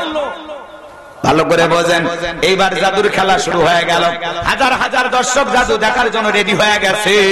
সমস্ত জাদুকর ডেকে বলে ও নবী মুসা, জাদুর বানাকে কে নিক্ষেপ করবে, আমি না তুমি? এ ভাই, সর্বোচ্চ 5-7 মিনিট হয়ে গেছে। শোনেন, কষ্ট দিন না, কষ্ট দিন না, শেষ ভালো যার সব ভালো তার। ঈদের পরে কষ্ট করে আপনারা বসেছেন, একটু মোনাজাত দেওয়ার সুযোগ দেবেন না? আমরা ফিলিস্তিনি নির্যাতিত অসহায় মাজলুম মুসলমানদের জন্য আজকের মাহফিল থেকে দোয়া করব ইনশাআল্লাহ। মুসলমানের পক্ষে যারা, একটু অপেক্ষা করেন আমার ভাইয়েরা। এইবার সমস্ত জাদুকর দেখে বলে ও নবী মুসা, জাদুর বানাকে কি নিক্ষেপ করবে, আমরাই না তুমি? মুসা আলাইহিস সালাম দেখে বলে উস্তাদের মাস শেষ রাতে, আগে তোমরাই জাদুর বান নিক্ষেপ করো। এইবার তারা জাদুর তন্ত্র মন্ত্র নিক্ষেপ করতে লাগলো। বাঘ বানাইলো, ভাল্লুক বানাইলো, রশি বানাইলো, মানুষের চোখে মুখে পর্যন্ত জাদুর বান নিক্ষেপ করতে লাগলো। বাজান গো আমার, সেদিন 1 নয় 2 নয়, তারা 80,000 জাদুর বান নিক্ষেপ করেছিল। জাদুর তন্ত্র মন্ত্র নিক্ষেপ করতে করতে ওদের সালান পাতি শেষ। এইবার ডেকে বলে মুসা আর নাই, তুমি তোমার জাদুর বান নিক্ষেপ করো। আমার আল্লাহ পাক বলেন ওয়া আওহাইনা ইলা মুসা আন আলকি আসাকা ফাইদা হিয়া তালকাফু মা ইয়াফিকুন।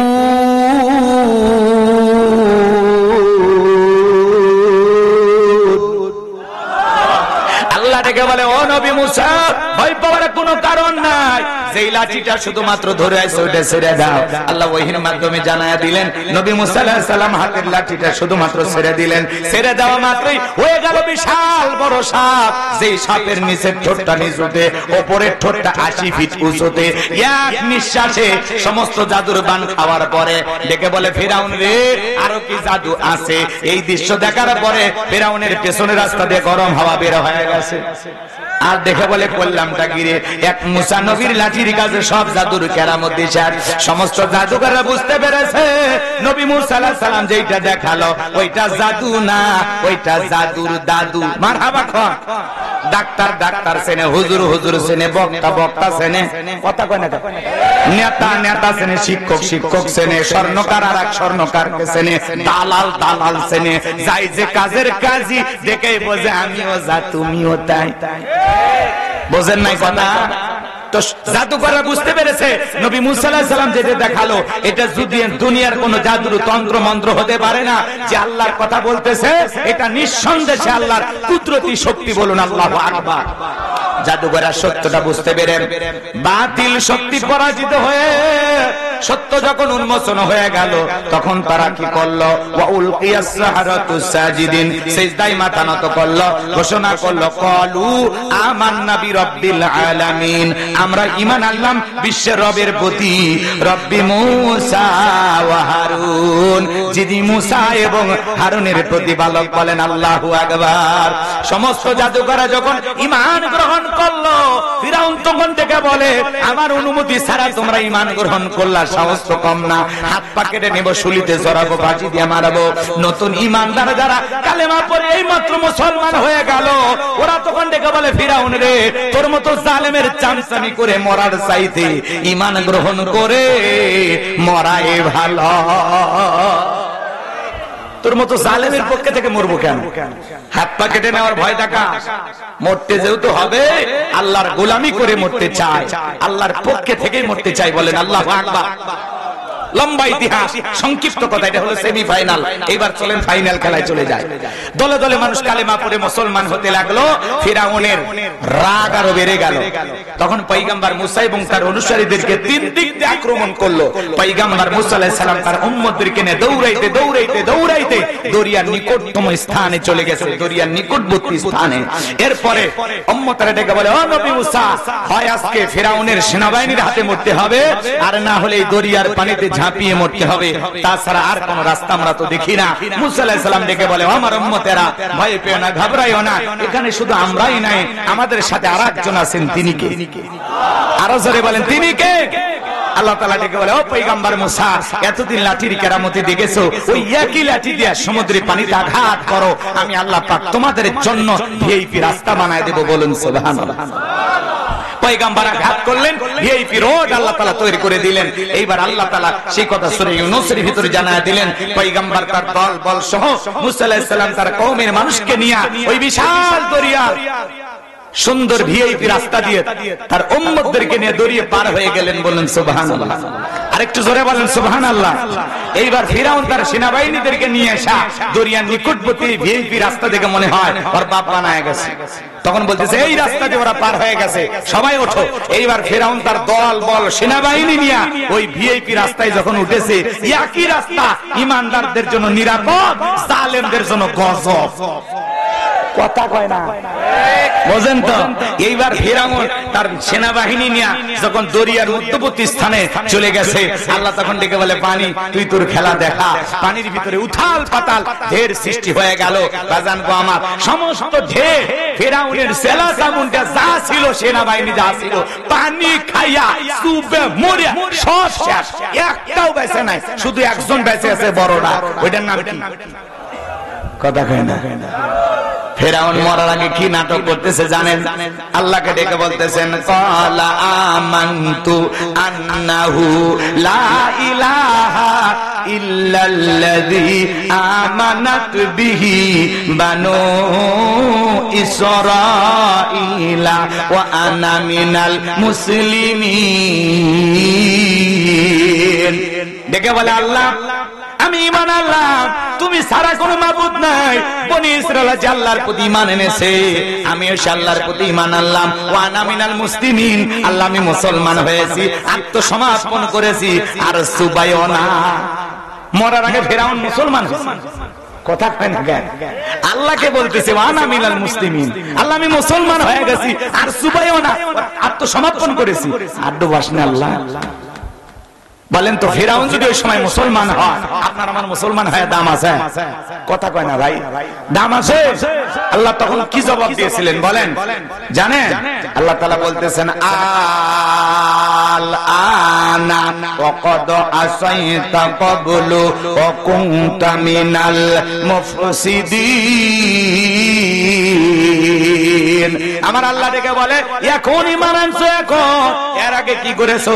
ক্ষমতার দাপটে নাফরমানি করেছো, বিশৃঙ্খলা সৃষ্টি করেছো, ক্ষমতার দাম্ভিকতায় অহংকারে ঘরের বিবিকে পর্যন্ত হত্যা করেছো, বাড়ির দাসীকে গরম তেলে চোবাইয়া মারছো, আজকে নবী এবং তার উম্মতদেরকে মারার জন্য আক্রমণ করেছো। ক্ষমতার দাম্ভিকতায় ক্ষমতার চেয়ারে বসে 40 বছর শিক্ষা ব্যবস্থা বন্ধ করে রেখেছো, ঘরে ঘরে তোর চেহারার আকৃতিতে মূর্তি ঢোকায়া দিয়েছো। ফিরাউন রে, তোর পাপের 16 কালা পূর্ণ হয়ে গেছে, আজকে তোর জীবনের খেল খতম, আজকে তোর জীবনের ফাইনাল খেলা। তবে মরার আগে শোন, আমি আল্লাহ তোর ঈমান নিলাম না, তোর জানটাও ভিক্ষা দিলাম না। মরার আগে শুধু এতটুকু শুনে যা, আমি আল্লাহ পাক দুনিয়াবাসীর জন্য তোর লাশটা শিক্ষা হিসাবে রেখে দেব। কথা কয় না? যাতে দুনিয়ার জমিনে আর কেউ যেন ফিরাউন না হতে চায়, তোর ইতিহাস থেকে যেন তারা শিক্ষা গ্রহণ করে। সেদিন দরিয়ার পানিতে চোবায়া চোবায়া যেই ফিরাউনকে আল্লাহ তাআলা দুনিয়ার জমিন থেকে বিদায় করে দিয়েছিলেন, সে আল্লাহ আজও আছে না নাই? ফিরাউন এখনো মিশরের জাদুঘরে বাজান গো আমার সংরক্ষণ করে রাখা হয়েছে ফিরাউনের লাশটা। এটা তো ফিরাউন না, এটা হলো ফিরাউনের সুটকি। সুটকি বোঝেন না? কথা কয় না, ভালো করে বোঝেন। এখনো মুসা প্রেমিকেরা যায় আর বলে, এই সেই ফিরাউন, মার জুতা, মার জুতা। 50,000, 1 লাখ, 2 লাখ টাকা দামের জুতা খুলে মারে।